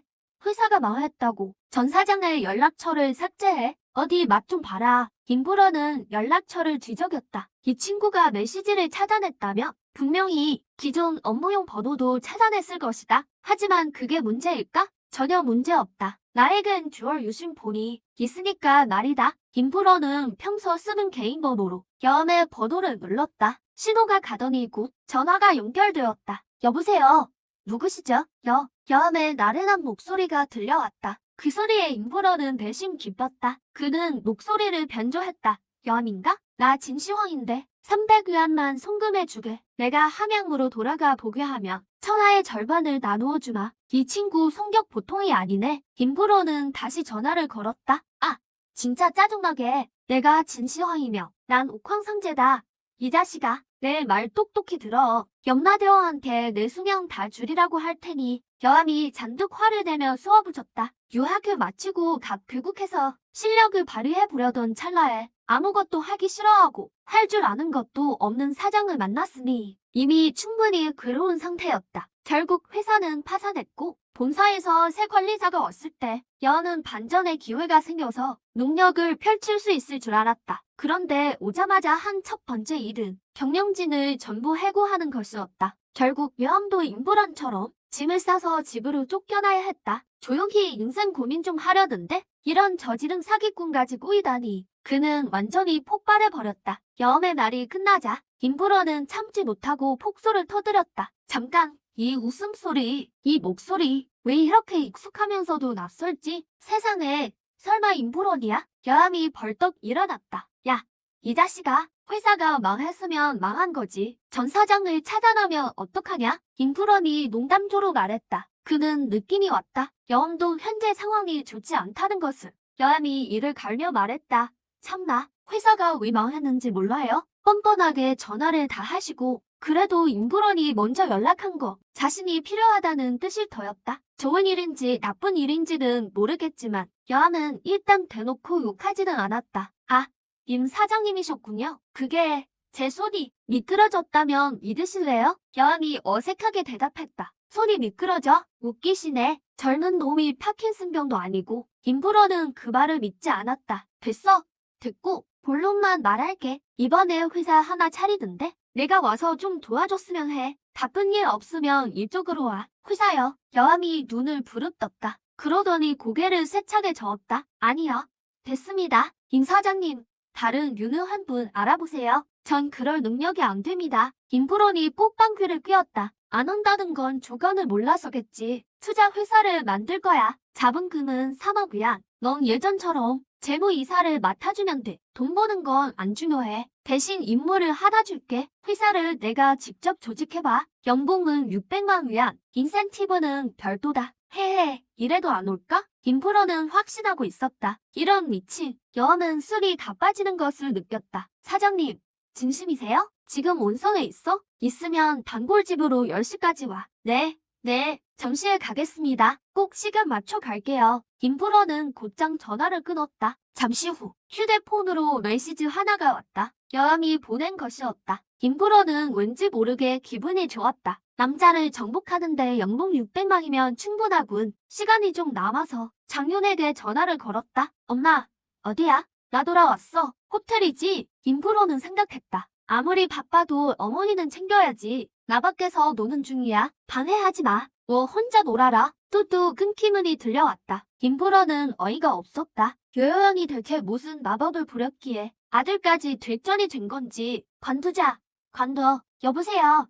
연, 지금 단골집이야. 오면 얘기하자. 김프로는 대충 준비를 마치고 차를 몰아 정심 찻집으로 향했다. 이 찻집의 주인은 아주 신비로운 인물이다. 아무도 정보를 알지 못했다. 찻집 규모는 꽤 컸지만 인테리어는 이름처럼 무척 우아하고 소박했다. 김프로는 차 마시는 걸 좋아해서 대학 시절부터 이곳을 무척 아껴왔다. 여는 차를 좋아하지 않지만 방법이 없었다. 매번 일이 있을 때마다 김프런이 항상 여기서 보자고 했으니까 김프런이 차를 마실 때 여는 맹물이나 마셨다. 그 맹물 주차 가격은 꽤 비쌌지만 말이다. 한 잔에 18위안. 돈 얘기는 안 하는 게 미덕이래. 2년만 얘기한다며 롱징차 한 주전자, 물 한 잔. 링보옌이 웨이터에게 주문했다. 단골 손님이니까 웨이터도 잘 알았지. 링보옌, 늘 이용하던 룸으로 직행했다. 생각도 안 하고 문을 열었는데 그런데 이런 안에는 한 남자가 몸매 좋은 미녀와 함께 기대어 있었다.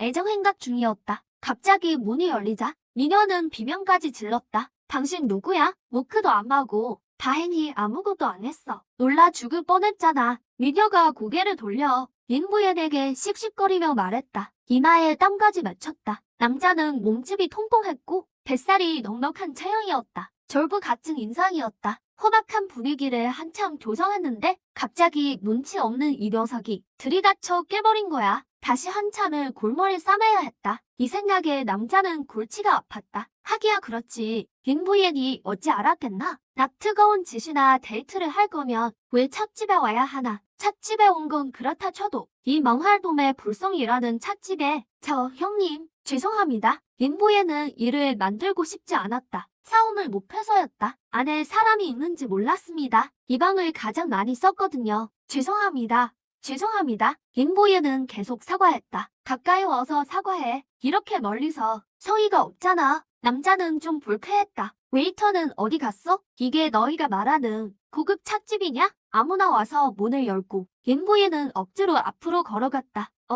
당신 혹시 인터넷에서 유명한 뭐였더라? 부모모 미녀? 자기 쪽으로 다가오는 링보옌을 보다가 갑자기 그 말이 튀어나왔다. 그는 재빨리 휴대폰을 꺼내 짧은 영상 앱을 열었다. 한참 찾아보니 볼수록 닮았다.